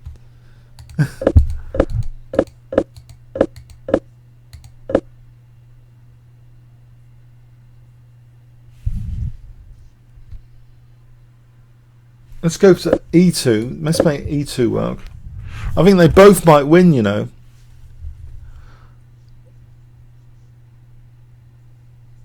Let's go and check here. Check. King h1. King e2 has been played. Right, so king e2 has been played, apparently. So let's go with rook a2 check, rook g2. Check. King h1. Check. Check. Oh, f pawn. Check. Queen the f pawn. Check. Now if we don't go into the check here, Check. here, it doesn't matter about Check. this, we just move the king.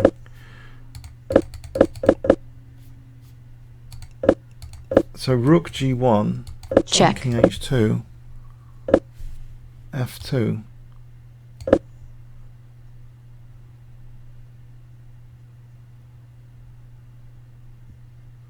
Is winning. Check, Check. check, Check. and we're queening. I've had a rook and pawn ending recently in a 30-minute game. I quite enjoyed it. Did you remember that 30-minute game recently on the last Kingscrusher radio show? I quite enjoyed it, to be honest. There was a winning move, rook e7. So here it's like this f pawn is key to the position still after king e2. King e2, okay. Oh, evaluations now give minus 9.46 on Chess Bomb. There's an evaluation of minus 9.46. So b4, f2.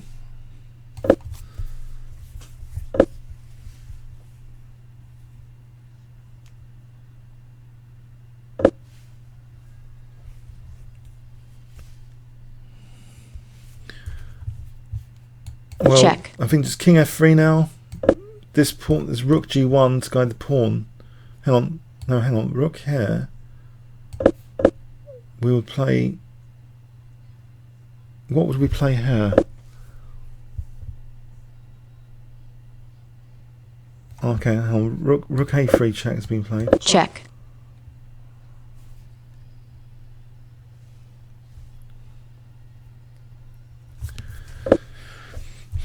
King f4. Right, so he wants this check over here for the queen. So if we queen, there's a nice little cheapo Check. to win queen.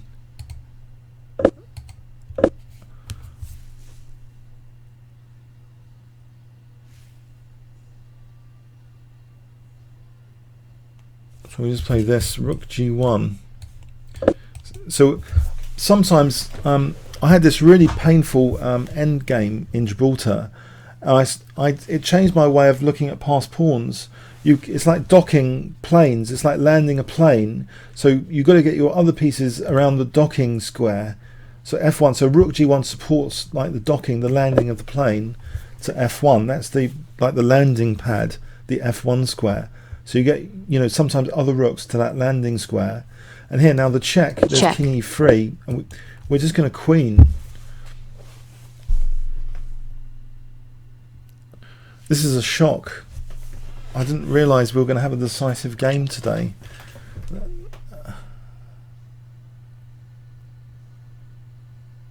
I didn't realise. Blimey. So this is quite a good day to pick in terms of decisive games. Thank you all for coming to watch today. Maybe I'll try and do it on Monday, even with a headache. Maybe I could take paracetamol if I have a headache on Monday. So maybe, you know, I'm going to try on Monday. Maybe I could even invite Paul George. You never know. So yeah, you know, come around on Monday. Oh, White has resigned. It's official. So if you haven't already subscribed on the YouTube channel, you know, please check out and subscribe to YouTube.com kingscrusher. Yeah, I hope I'm spelling that correctly. Oh, comments can't contain links. Okay, let's not put that link. Okay. I've just got in trouble in my own comments area.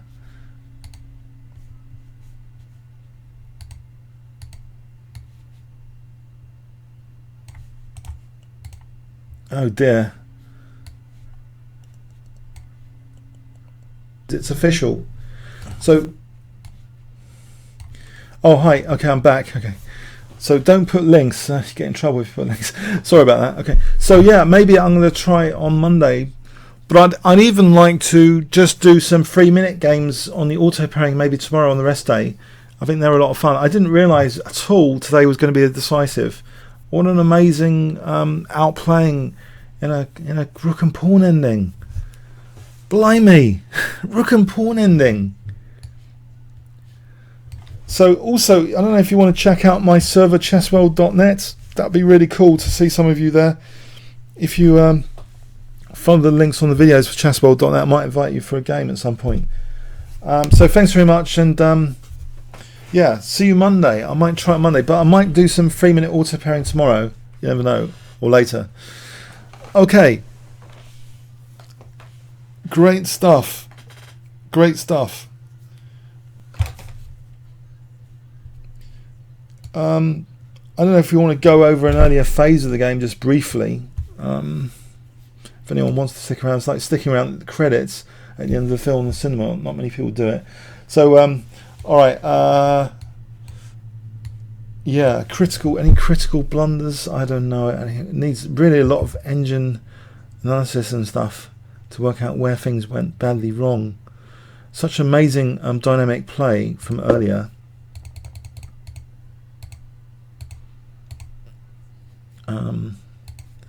I managed to wipe out all my moves now in one fell swoop. That's cool. I've managed to wipe out my analysis pool. So on that note, okay, see you then. See you on Monday.